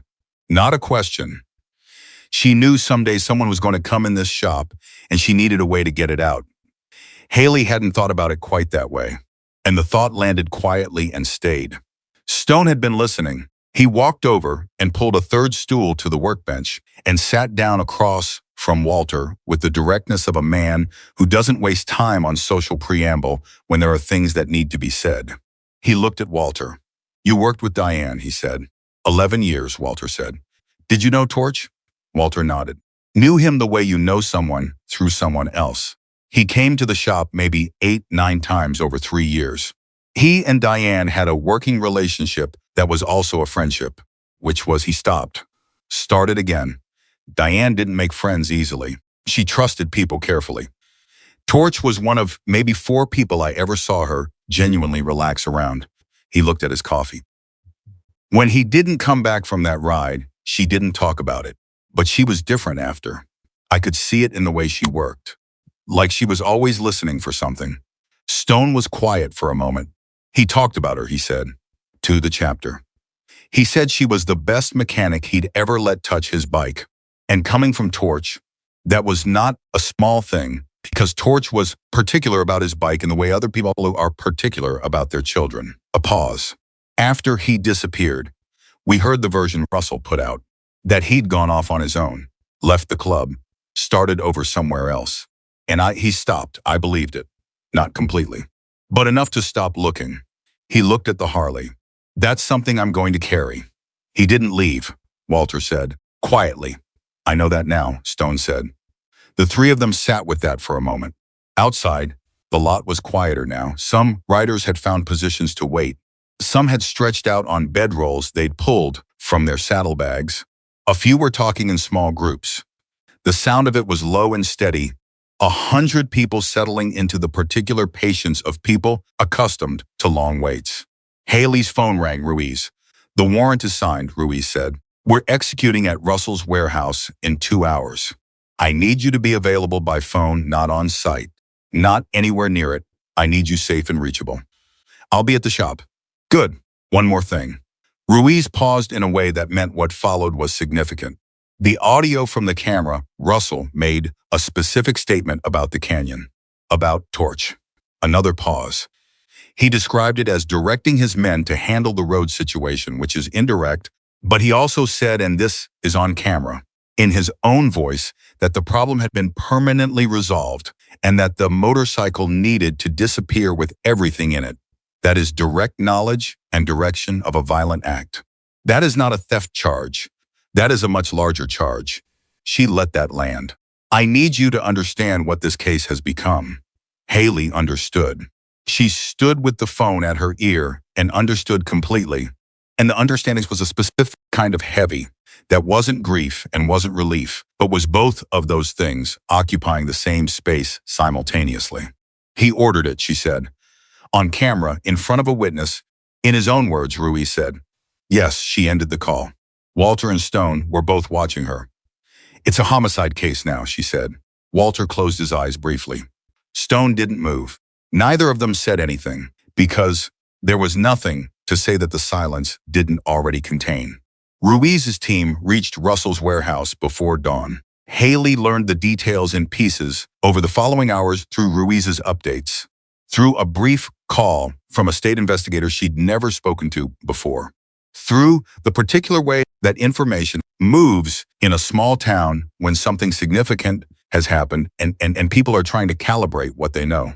The warehouse search turned up 34 motorcycles with altered identification numbers, detailed records of impound lot transfers going back 11 years, and in a locked rear storage room, a metal lockbox containing documents that Russell had apparently believed were safe enough that he hadn't destroyed them. Among those documents was a copy of Torch's original will. Ruiz called her at 6:15 in the morning with that specific piece of information. And when Haley heard it, she sat down on the office couch, the couch she'd slept on for 6 weeks. The couch that had become without her exactly choosing it, her particular place to receive news that required sitting. "What does it say?" she asked. "It's dated 3 weeks before his death," Ruiz said. "The Harley is the primary bequest. It was left to Diane Monroe with specific language about what she should do with it if he didn't return from the Phoenix delivery." A pause. He knew the risk. He planned for it. Haley sat there with that. He gave it to her. And legally, upon Diane's death, given that the will was never executed through proper channels because Russell suppressed it, there's a title and estate question that's going to need legal clarification. But the attorney I spoke to this morning believes the case is clear. Ruiz's voice was careful. "Haley, the motorcycle, the legal ownership of the motorcycle most likely passed to you when your mother died." The air in the office was very still. "I own it," Haley said. "You most likely owned it the day you bid $50 at that auction," Ruiz said. "You were buying back something that was already yours." Haley sat on the office couch for a long time after that call ended. She sat there until Walter knocked on the office door and came in with fresh coffee that someone had made in a camp setup outside, and he looked at her face and said, "What happened?" She told him. Walter sat down across from her and put his coffee down and looked at his hands for a moment. Then he said, "She would have wanted you to know that, Diane. She spent the last year of her life trying to figure out how to make sure you got the truth without putting you in danger," Walter said. "She couldn't figure out how to do both at the same time. And then she ran out of time." He looked up at Haley. "Before would have wanted you to know. She would have wanted you to know that she knew, that she never stopped believing it would come back to you eventually."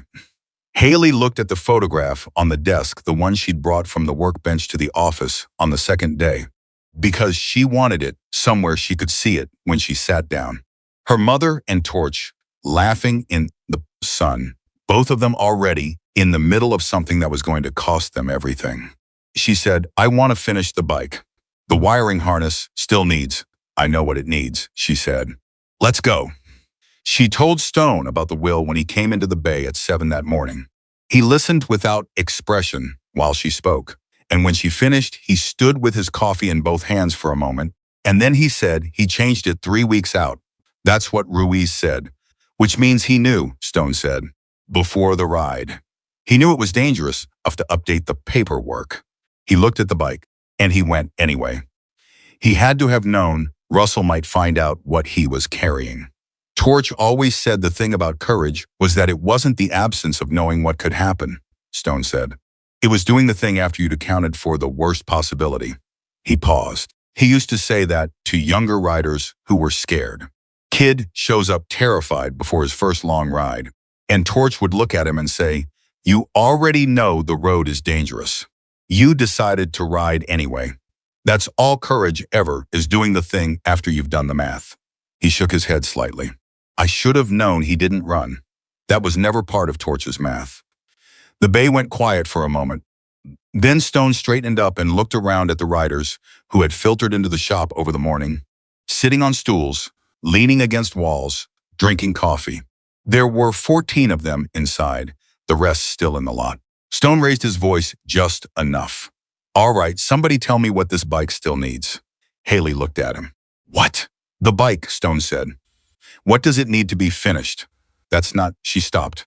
"I'm finishing it." "Nobody said you weren't," Stone said. "I asked what it needs." She looked at him carefully. She'd spent so much of the past 2 weeks in the posture of someone defending something: the shop, the bike, the evidence, her mother's reputation that the shift was disorienting, not threatening, just different. A question that wasn't an attack was still a question she needed to answer. "Wiring harness is mostly done," she said. "Front brake line. The fuel tank needs paint. I was going to leave the scorched section as is. But the rest needs a proper coat, and there's a front headlamp housing that I don't have. It's a specific year, and the aftermarket versions don't fit right." Stone turned to the nearest rider, Ramos. The man he'd addressed was compact and precise, moving with the organized energy of someone accustomed to solving logistics problems under time pressure. "What year?" Ramos said. Haley told him. He was on his phone before she finished the sentence. Another rider, a woman named Garrett, whom Haley had noticed earlier, because she was the only one who had asked permission before sitting down anywhere. Said, "I've got brake line in my kit." "What diameter?" 3/8, Haley said, automatically, before she'd processed the offer. Garrett went to her saddlebag. Stone looked at Haley with the particular expression of someone who is letting a situation speak for itself. "Torch helped most of these people at some point," he said. "Rides where things went wrong. People who needed a loan they couldn't pay back right away. Guys who lost someone and needed someone to ride next to them for a while." He had a long memory for who needed what and when. He paused. "They've been looking for a way to give that back for 8 years. Your mother's shop is what he cared about most, outside the club. Putting this bike back together in this shop is the closest thing to returning a favor that any of us are going to get." Haley stood there with brake line in one hand and the clear, uncomfortable recognition that the thing she was being offered was not charity, but something more specific and harder to refuse, the chance to be the person at the center of a debt being repaid, which requires a different kind of courage than earning something alone. She said, "I need to be the one making the mechanical decisions." "Obviously," Stone said. "No one touches anything without asking me first." "Understood." She looked at the group of riders who had spread through the bay with the natural efficiency of people who have worked together before and know how not to get in each other's way. Then she looked at Walter, who was watching her from his stool with the expression he always wore when he thought she was on the edge of understanding something important. "All right," she said. "Let's finish the bike." What followed was unlike any workday Haley had experienced in 14 months of working alone, and unlike anything she'd experienced before that in the years of working beside her mother. It had the quality of something purposeful and collective, not chaotic. Not an excess of helpers undermining each other, but organized around her the way a good crew organizes around a lead mechanic who knows what she's doing. She called it, and they answered, and the work moved forward at a pace she couldn't have managed alone. Ramos produced the correct headlamp housing by 9:30 in the morning through a chain of phone calls that she didn't fully follow but was deeply grateful for. Garrett's brake line was the right diameter and the right length, and Haley ran it herself while Garrett held the position steady, which was the right way to assist someone, and Garrett clearly knew it. 2 riders whose names she learned during the work decks, and a quiet man called Ortega, who had been a machinist before he retired, helped her with the final wiring harness connections, following her instructions with the focused attention of people who are good with their hands and know how to subordinate their own instincts to someone else's plan. Walter moved through all of it like a foreman, not directing anything, just maintaining the overall sanity of the operation, making sure the right tool was available before it was needed, catching one moment where Dex was about to install a connector backward, keeping the coffee situation managed. He had a way of being useful without requiring acknowledgement, the particular skill of someone who has spent a long time in service to other people's visions. At 11:15, Russell Vane was arrested at his home by Detective Ruiz and 2 state investigators. Haley heard about it through a text from Ruiz that said simply, "He's in custody. Both accomplices as well. You'll want to keep your phone on." She read it to Stone, who passed it through the lot in a voice just loud enough to carry. The response from the riders was the same collective exhale she'd heard the night before, not celebration, just release. She kept working. By noon, the bike was close enough to finish that she could see the end of it, which was a specific kind of feeling that she hadn't allowed herself to have until this moment, because allowing it earlier would have felt like tempting something. The fuel tank still had its scorched section. She'd been absolutely clear about that. The scorched section was staying. It was part of the truth, and she was not going to sand it away. But the rest of the tank had been carefully prepared.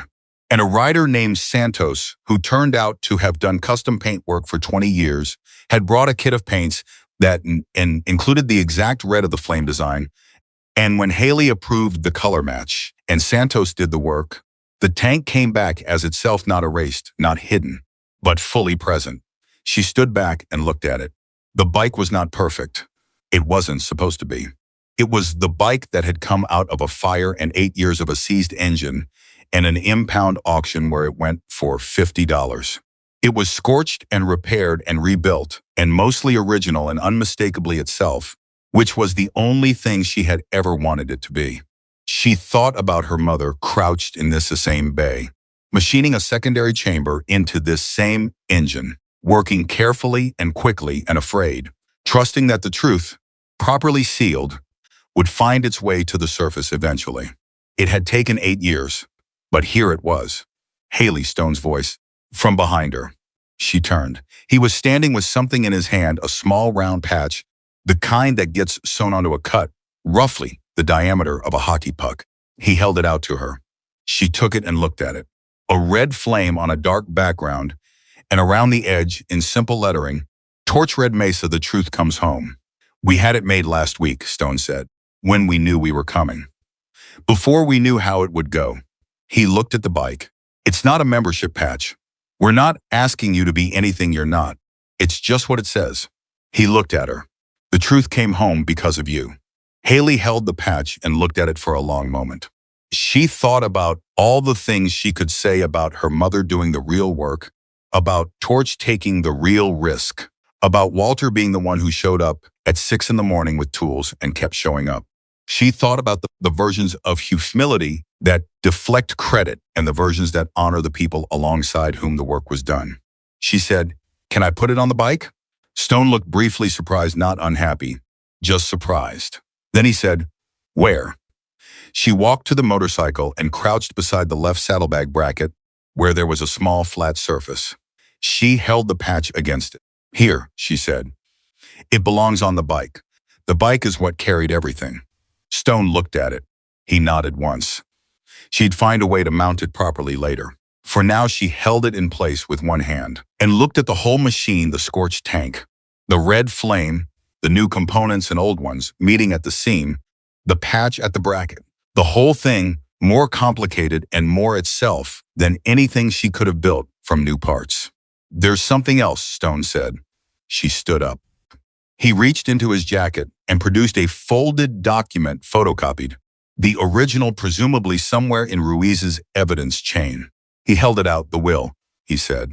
"Ruiz sent a copy for you to have." She took it. She unfolded it. Torch's handwriting was large and definite, the handwriting of someone who didn't equivocate even on paper. The language was simple. "The motorcycle, to Diane Monroe, in trust of the truth. Specific, purposeful. Written 3 weeks before a ride he knew was dangerous." She folded it back up. She put it in her shirt pocket, next to her heart, which was the kind of gesture she never made and made anyway. Walter came and stood beside her. He didn't say anything. Neither did she. They stood next to the finished motorcycle in the bay that had been her muzzle. And outside the lot was full of people who had come a long way on short notice because a man named Torch had once been worth coming a long way for. She thought about what Ruiz had said. You were buying back something that was already yours. And then Stone said something she hadn't expected. Before Torch left for the Phoenix ride, he said, "He came to see me. I thought it was just to go over the route. But he talked about this shop for almost an hour. About Diane. About how she'd built something real in a town that didn't always make that easy for her." He said. Stone paused, and for the first time his voice was not entirely steady. He said he was doing the ride for the veterans, officially. But he was doing it for Diane, personally, because she'd asked him to carry the truth, and he wasn't going to let her down. The bay was completely quiet. Walter made a sound that was not quite a word and turned away slightly, looking at the wall. Haley said she didn't let him down either. No, Stone said. She didn't. The legal consequences arrived in waves over the following weeks, each one larger than the one before it, which was how these things tended to work when the first thread pulled correctly and the whole tangle began to come apart. Russell Vane was charged with organized theft, evidence tampering, obstruction of a state investigation, and the charge that had the most weight, the charge that Ruiz had told Haley about in the early morning when the audio enhancement came back, conspiracy in connection with a death. His two accomplices entered into cooperation agreements in exchange for testimony. The county commissioner, whose name appeared in Russell's documents was placed under investigation by a separate unit. The bank's move to foreclose on Monroe roadside repair was suspended pending investigation of the pressure campaign. Russell had orchestrated the false rumors about stolen parts, the sabotage of Phil Devers' motorcycle, the manipulation of customer relationships. Phil Devers, when he understood the full picture, did not pursue any claim against Haley and instead did something that surprised her. He called every person he knew who had canceled an appointment and told them what actually happened. Personally, one by one. 3 of the 4 canceled appointments rebooked within the week. The 4th sent flowers, which Haley put on her mother's desk. The estate attorney Ruiz connected her with, worked through the title question with a thoroughness that impressed Haley and produced a bill that terrified her before Stone told her, very quietly, that the legal fee was being covered by the chapter and that this was not a discussion, it was simply the arrangement and she should direct any further questions about it to the road captain of the Tucson chapter, who was him and who considered the matter settled. She argued about it for approximately 4 minutes. Then she let it go, because picking every battle was how you lost the ones that mattered. 17 of the 34 motorcycles recovered from Russell's warehouse were matched to owners who had filed claims years ago. Watching Ruiz's team process that the calls to families who had written off their property as lost, the recoveries of machines that had once been central to someone's life was something Haley didn't let herself cry about until she was alone in the shop at midnight. And then she let herself cry for exactly as long as it needed, which was a while. Through all of it, the Harley sat in the bay, finished and covered, waiting, and Walter kept coming to the shop. Not every day, but most days. He'd arrive mid-morning, check in on whatever she was working on, offer an opinion she hadn't asked for, but usually needed, drink 2 cups of coffee, and leave by noon. It wasn't what he'd done when her mother was alive that had been a working partnership, daily and essential. This was something different, something he was constructing carefully, with the awareness of a man who knows he's let someone down once and is not going to let the next version of that relationship cost the same thing. One morning, he came in and sat down and said, without preamble, I should have said something. 8 years ago, when Torch didn't come back, I should have said what I knew. Haley looked up from the brake job she was doing on a customer's touring bike. Russell threatened my family, Walter said. My daughter was 16. He knew her name and her school, and he mentioned both of them in the same sentence as my decision to keep quiet. And he stopped. I told myself it was protection, that I was making a practical decision for real reasons. He looked at his hands. But Diane was afraid too, and she didn't stay quiet. She just got quieter about the way she wasn't quiet, if you understand what I mean. She hid it inside the engine, Haley said. She found a way to keep going, Walter said. I found a way to stop. He was quiet for a moment. That's the difference I've been living with. Haley set down her wrench. She looked at him. You came back, she said. You called. You were already in the truck, she said. You told me that yourself. Before I'd told you anything substantial, you were already in the truck. She held his gaze. That counts, Walter. Walter looked at the floor. He breathed once, deliberate. Then he picked up his coffee and looked at the motorcycle under its cover in the center bay, and he said, she's a beautiful machine. She is, Haley agreed. Your mother would want you to ride it. Haley looked at the covered bike. She hadn't thought about riding it, not specifically, not as a plan. She'd been so focused on restoring it that the idea of what came after the restoration had stayed comfortably abstract. Maybe, she said.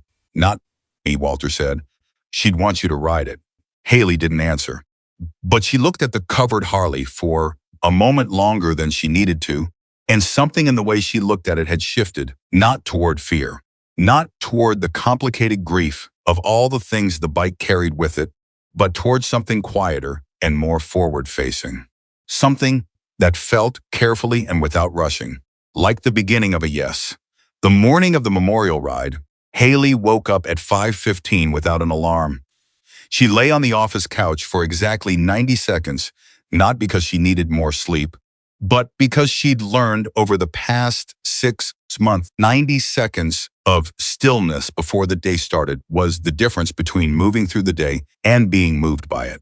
Her mother had taught her that without ever naming it.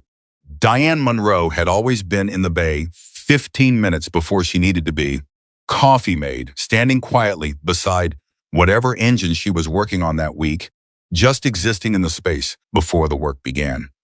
Haley had thought for years it was a personality quirk. She understood now it was a practice. She got up, made coffee, and went to the bay.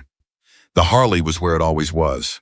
She'd stopped covering it 3 weeks ago, after the legal situation cleared enough that the need for protection had shifted from physical to procedural, and now it sat uncovered in the center bay, the way it was meant to visible, present, complete. She'd walked past it every morning since without stopping, the way you walk past something that has become part of the landscape of your daily life. But this morning she stopped. She put her hand on the fuel tank. The scorched section was textured differently from the painted sections, rougher, with the particular surface quality of metal that has been through a fire and been honest about it afterward. She'd run her hand across it so many times in the past 6 months that she knew the exact topography of it, where the burn had gone deepest, where the red flame ghost was still faintly visible beneath the damage. Today, she said to the bike and to herself, and to the people who had been in this bay and were not anymore, she went to get dressed. Stone arrived at 7, with Ramos and Garrett, and 4 riders she recognized from the Restoration Week, and 8 she'd only met in passing. And he arrived the way he always has arrived, without performance. Simply there, as if the question of whether he would come had never been meaningfully open. He looked at her in her mother's work shirt, faded blue. The Monroe roadside repair patch on the left chest, the sleeves rolled to the elbow, and he didn't comment on it, which was the right response. Some things deserve to be seen without remark. How many today, she asked. 106, he said. 2 chapters from New Mexico came in last night. There are some people here who never met Torch but know the story. He paused. That's not unusual, at a certain point. The story becomes the thing people are writing for. Haley nodded.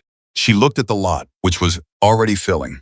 Riders parking in the organized pack that Stone's people established without visible coordination. She watched it for a moment. This thing that had become, over 6 months, almost ordinary to her, the presence of these people in her space.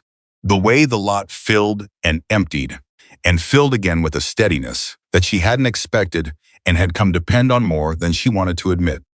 Walter came in at 7:30 with coffee for everyone, as he had every significant morning since the night everything changed. He set the tray on the workbench and looked at the bike and looked at Haley and said, "You ready?" "Ask me in an hour," she said. "I'm asking now." She looked at the Harley. "Yeah," she said, "I'm ready." Walter handed her a coffee. He held his own cup and stood beside her for a moment, the two of them looking at the finished motorcycle, and he said she would have been out here at 5 in the morning making sure everything was perfect. "I know," Haley said. "The fact that you waited until 5:15 is genuine growth," he said. She laughed a real laugh, the kind that comes from somewhere unguarded, the kind she hadn't been able to produce easily for a long time. Walter smiled into his coffee, satisfied with himself, in the specific way of a man who has been trying to make someone laugh for weeks and has finally found the right angle. Stone appeared in the bay door. "Ruiz is here," he said. Detective Elena Ruiz had not been at any of the intermediate events, the arraignment, the preliminary hearings, the first waves of civil recoveries, because active cases required a particular kind of distance from the people involved, and Ruiz was professionally disciplined in a way that Haley had come to deeply respect. But the case was no longer in its early stages. Russell's trial date was set. The cooperation agreements were finalized. The evidence chain was intact and documented and in the hands of people whose job was to carry it forward. Ruiz came through the bay door in civilian clothes, dark jeans, a jacket, her hair down, and the difference was striking enough that it took Haley a half-second to place her. She looked like herself, which turned out to be a different person than the investigator Haley had been talking to for 6 months. And that difference was interesting and human, and told Haley something about the professional armor that people in Ruiz's line of work learned to maintain and what they looked like when they took it off. I wanted to come as a person today, Ruiz said. Not in any official capacity. I'm glad you did, Haley said. Ruiz looked at the motorcycle. She walked up to it and stood beside it for a moment, the way everyone who came into the bay eventually stood beside it, drawn to it with the specific pull of something that has earned its own gravity. I've been building cases for 19 years, she said. Most of them resolve the way this one is, resolving through process, through paperwork, through a court date that's months away. You rarely get to see the moment it completes. She looked at Haley. Today feels like that moment. Does it get easier? Haley asked. Carrying a case this long? No, Ruiz said without hesitation. It gets different.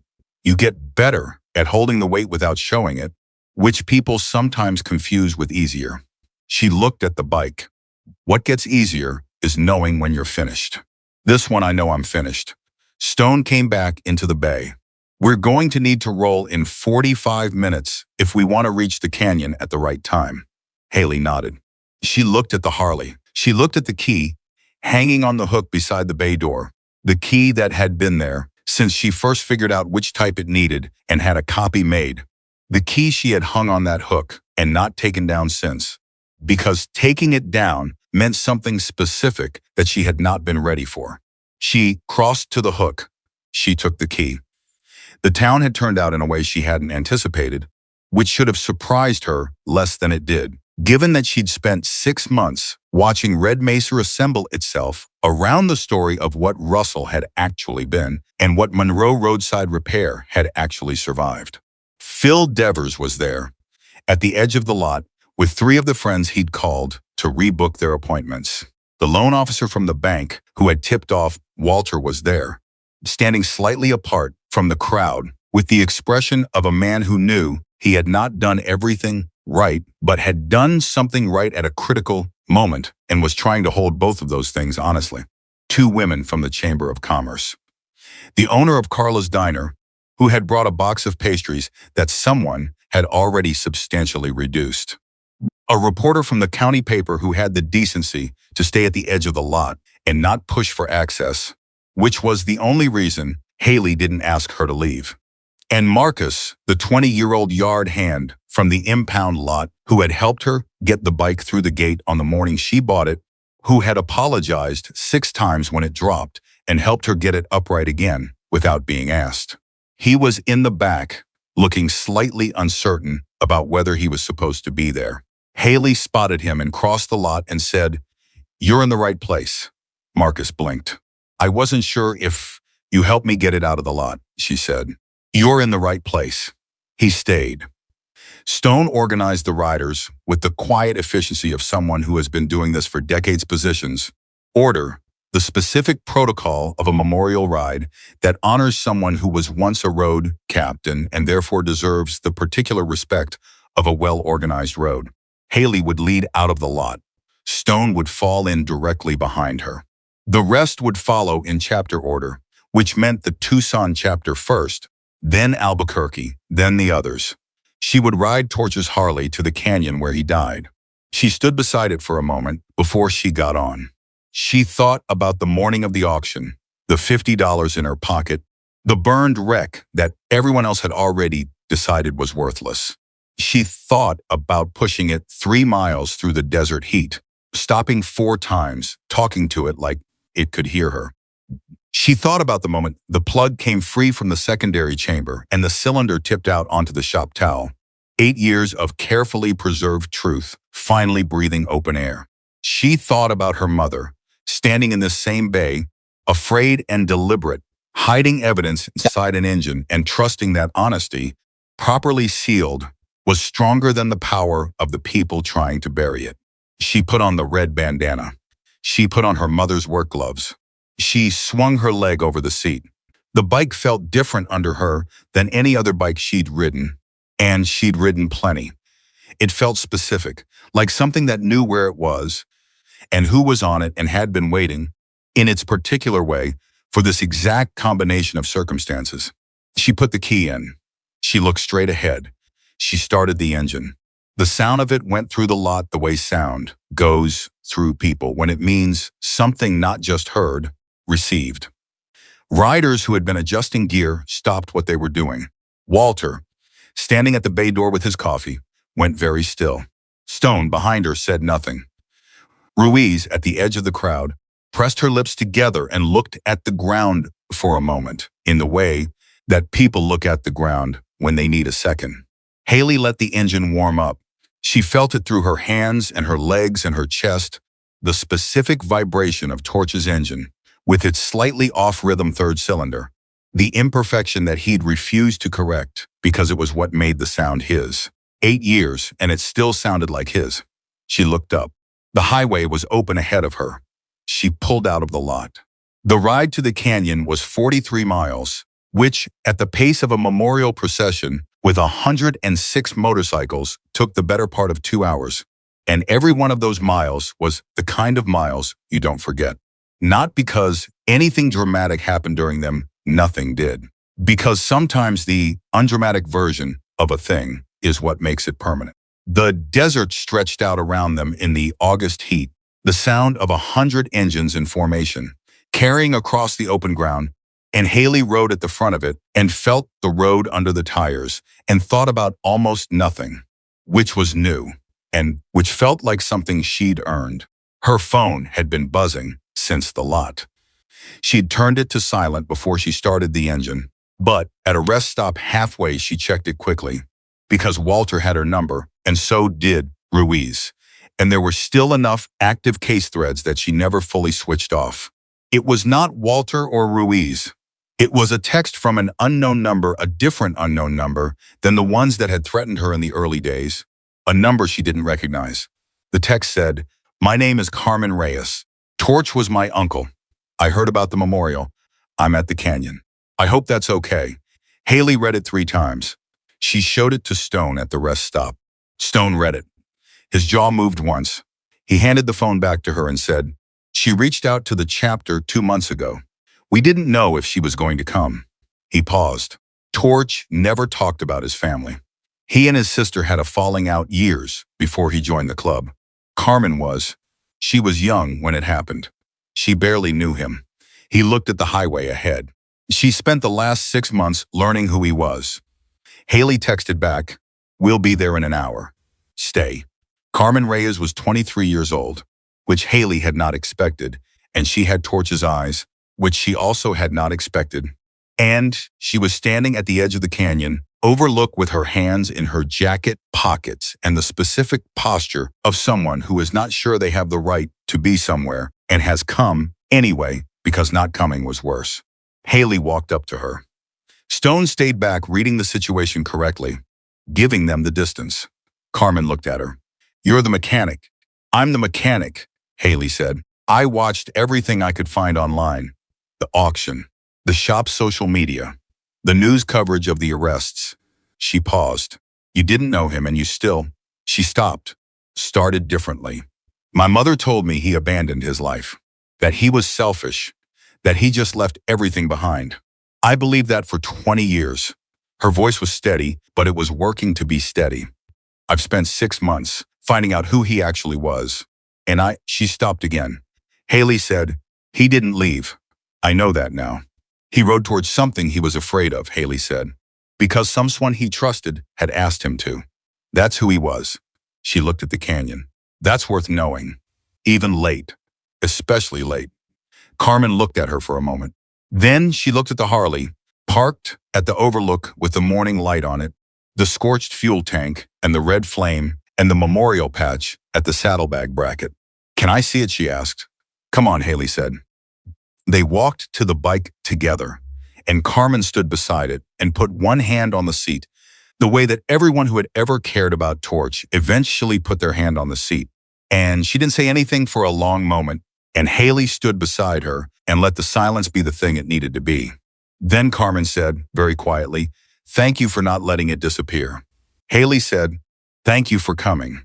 The memorial itself was not long, because Torch would not have wanted something long. Stone had been clear about that in the planning. Torch was a road captain, not a speaker, And the way to honor someone who lived in motion was to keep the words brief and let the road do the rest. Stone spoke for 4 minutes. He said that Torch had been the kind of man who remembered things, not facts, not names necessarily, but what people needed and when they needed it, and whether they were the kind of persons who needed help offered directly or help that arrived sideways through a conversation that only became help in retrospect. He said that the thing he'd been wrong about for 8 years was believing that someone like that could have chosen to disappear. He said he was sorry he'd believed it. He said it clearly and without hedging, which was the only way to say that kind of thing. Then he looked at Haley. "You want to say something?" She hadn't planned to.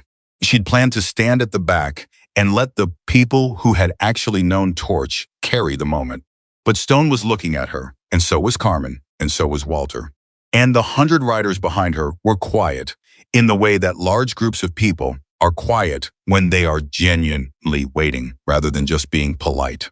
She stepped forward. She said, "I never met him. I want to say that clearly, because I don't want to speak as if I knew him when I didn't. What I knew was a motorcycle and a photograph and a note my mother wrote." She paused. "My mother said, 'The truth is inside it.' She meant the evidence, but I think she also meant him, who he was, what he did. She trusted that the bike would carry it forward, even if she couldn't." She looked at the canyon. It did. 11 miles of mountain road and 8 years in a county impound auction, and it got here. She looked back at the riders. I don't know what the right word is for someone who carries the truth for someone else at cost to themselves. But whatever that word is, it applies to Torch Callahan and to Diane Monroe. And I want it on the record that it applies to both of them. The canyon was very quiet. Stone said simply, "Agreed." Haley went back to the bike. She started the engine. One by one, in sequence, 106 other engines started behind her, and the sound of them together in that canyon was the kind of sound that doesn't require her description, because if you've ever heard it, you already know what it sounds like, and if you haven't, no description closes the gap. She led them along the canyon road, slowly. The way you travel a road that means something. She thought about Torch taking this same road 8 years ago, moving in the opposite direction toward Phoenix, carrying the weight of what he knew in a waterproof cylinder inside his engine. She thought about how much courage that specific kind of movement required, not the courage of the sudden moment where you react before you can be afraid, but the sustained courage of a long road where you have time to think about everything that could go wrong and you keep moving anyway. She rode the whole length of the canyon road.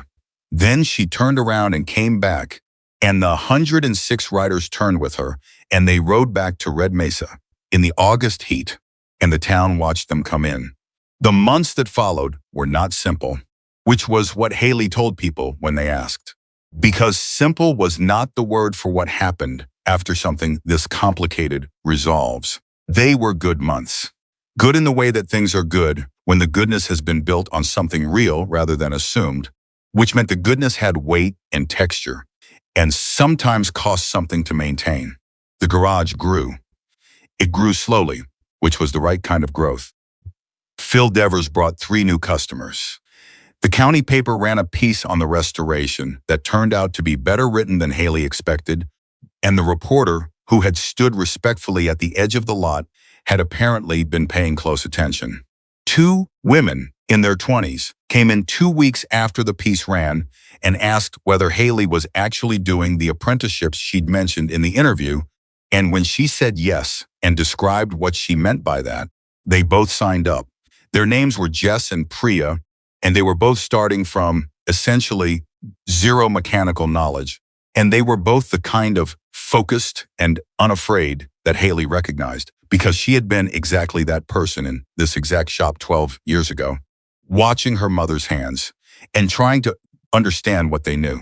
She taught them the way her mother had taught her, not by explaining everything, but by putting them next to the work and letting the work teach, and being there when the work asked a question they couldn't answer yet. She made them write things down. She made them diagnose before they touched. She made them stand back and look at an engine. The way you look at something you're trying to understand, not something you're trying to fix. because you couldn't fix what you didn't understand. Walter started coming in on Tuesday and Thursday mornings. He told Haley he was doing it for the coffee. She told him she understood perfectly. They both let it be what it was, which was something neither of them had a precise word for, but that functioned like the continuation of something her mother had started, which made it one of the more valuable things in either of their weeks. Stone organized the first annual charity ride 3 months after the memorial. It benefited families of missing persons, the specific cause that Torch's story had made impossible to be abstract about. 114 riders. Red Mesa, which had not been on anyone's route map before the previous August, turned out to be almost exactly geographically central to the participating chapters, which meant it became the staging point, which meant that for one weekend a year, the lot at Monroe Roadside Repair filled up the way it had on a night that had changed everything. Haley liked that. She liked that the lot had a memory now, and that the memory was one she could live with. She rode the Harley on Sundays. Not every Sunday, some Sundays the shop needed her, or the weather was wrong, or she simply didn't have it in her, which she'd learned to be honest about, rather than disciplined through. But most Sundays she took it out on the desert roads, the long flat ones where you could run the engine up to where it wanted to be and feel the third cylinder's off-rhythm pulse through everything. The specific signature of a machine that had survived what it survived and was still fundamentally itself. She thought about Torch on those rides, and she thought about her mother, and she thought about the nature of things that survive, not intact, not unchanged, not without the evidence of what they'd been through, but themselves, still themselves, moving forward and carrying the past as weight rather than anchor, which was the difference between being defined by something and being made by it. She didn't try to resolve that into something neat. It wasn't neat. It was the truth, which was messier than neat and more durable. The call from the county records office came on a Wednesday morning in November, 6 months after the memorial, while Haley was elbow deep in a valve adjustment on a customer's touring bike. She almost didn't answer it. Then something made her peel off her glove and pick up. The records officer was professional and efficient, the way county employees are when they have something procedural to communicate, and she said that in the course of processing Russell Vane's asset seizure, the county had identified a transaction that required correction. The original auction at the Pima County Impound Yard 6 months prior had included in its inventory a vehicle that was not legally the county's property to auction, as the ownership documentation, now recovered from estate records, established prior valid title. The county in such cases was required to return the sale price to the buyer, $50. The check arrived 4 days later. Haley held it for a long time. It was a county check, printed on official stock, made out to Haley Monroe in the amount of $50.00 in the careful mechanical font of a government document doing exactly what it was supposed to do. She thought about what it meant not legally. She understood what it meant legally, but what it meant in the larger sense. The sense in which things circle back and account for themselves in ways you couldn't have anticipated on the morning when you handed over everything you had for something everyone else had written off. She went to the office. She opened the bottom drawer of her mother's desk, which had become her desk, and she got out the frame she'd bought 3 months ago and hadn't yet done anything with. She put the check inside it. She put the photograph of Diane and Torch beside it, not a copy. The original, the one from the leather envelope beneath the seat. She hung them on the wall above the desks, side by side, where she could see them every time she sat down. Then she went back to the valve adjustment.